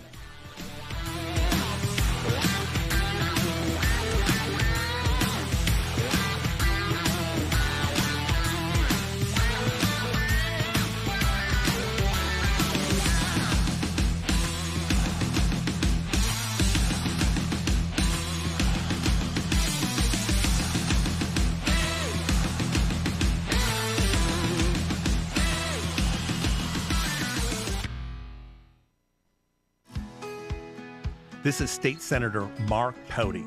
Government is limited to what it is supposed to do. One of the things that is critical that we're supposed to be working on is transportation. Here in Middle Tennessee, our roads need more help. As your state senator, we are focused on getting more money reoccurring without a new tax increase for our roads here in Tennessee. This is State Senator Mark Pody. Paid for by Campaign for Mark Pody, Christina Hibden, Treasurer. Hey there, it's Lenny McGill, founder and CEO of GlockStore.com. For over 30 years, I've supported our Second Amendment rights with GlockStore.com, the world's #1 source for Glock handguns, parts, and accessories. I also support accurate, unbiased journalism like The Michael Patrick Leahy Show. His team broke the Kilmar Abrego Garcia traffic stop and was the first to obtain that video. Independent journalism at its finest. Visit us at GlockStore.com. Listen to Michael Patrick Leahy and make America great again. FlatFeeNashville.com is a full-service real estate brokerage that charges homeowners a upfront flat fee of $999 to completely list market and sell your home. We are all about saving consumers money, saving that equity. Nobody should hire an agent and feel like when that agent walks in the door, that agent is more concerned about the down payment on their next Mercedes purchase versus saving the equity that those homeowners have worked hard for.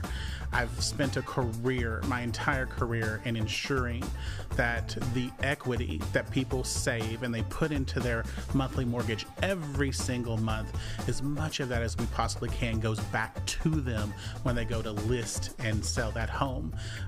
The idea is to give homeowners the ability to really create generational wealth. Flatfeenashville.com, flatfeenashville.com.